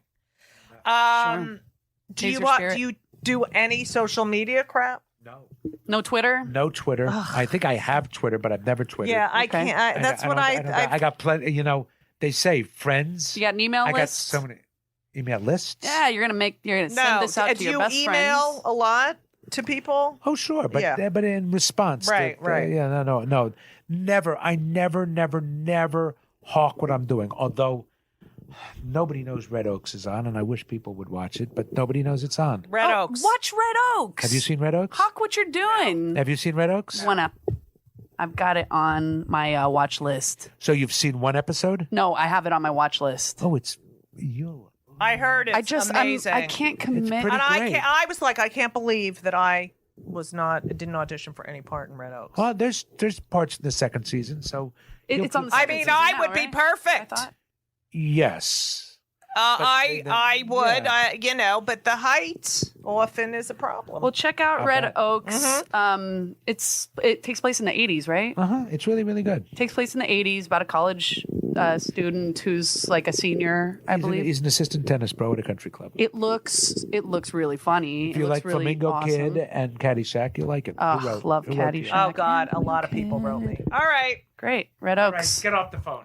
I'm off. This was such a I'm pleasure. glad we did this live. I enjoyed. Do you ever do it over the phone? Never. I won't. And people have said, and big stars. And I'm like, no, it's not the same. Listen, everyone, thank you for listening to Kill Me Now. Richard Kind, thank you so much. You can't wait to look at who called or who emailed him because I turned it off the entire time. God Good damn for it, I you. love you. For you.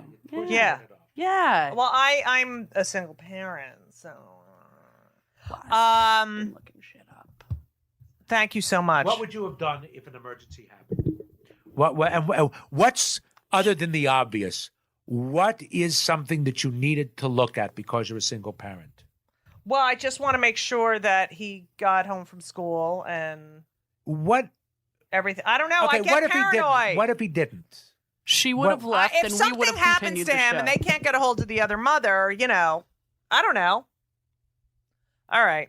It could happen to you. It could happen. Nothing. It wouldn't. It could wait. It could wait. It all can wait. What happened 30 years ago if you didn't? It could wait. It could. Thank you, Richard. Thank you. And thank you all for Thank you, listening. Judith. Thank you so much for listening to this wonderful interview with Richard Kind from the vault, from the archives. Kill Me Now is produced by Judy Gold, and it is edited by Colin Schmaling, and it is marketed by Hallie Dircher, and the theme song by the wonderful Lauren Gold. And yeah, that's it. That's it. That's all I have to say. Thank you so much for listening. Please come see me. Please follow me on Instagram at Judy Gold, JEWDYGOLD. Please, and Blue Sky. I'm on Blue Sky. I'm on all these, all of them. Also, enjoy your constipation, the Jews. I'm going to go make matzo brie right now. It'll be my second day in a row. It's so fucking good. And with cottage cheese. You can write to me and tell me what you put on your matzo brie, but I'm telling you right now, cottage cheese is the only thing to eat matzo brie with, cottage cheese. And that's it. Safe travels to everyone. Enjoy your family or not, because, it's a lot. And as we always say, so long. Life sure doesn't come with a roadmap, but what if you had a guide? I'm Tamsin, and on The Tamsin Show, I'm here to help you navigate midlife, menopause, career shifts, and everything in between. Like a best friend or a big sister who's been there, with expert guests, real conversations, and actionable advice. This is your go-to podcast for living better, loving stronger, and taking charge of your well-being. Listen to The Tamsin Show wherever you get your podcasts, because it's time to own it.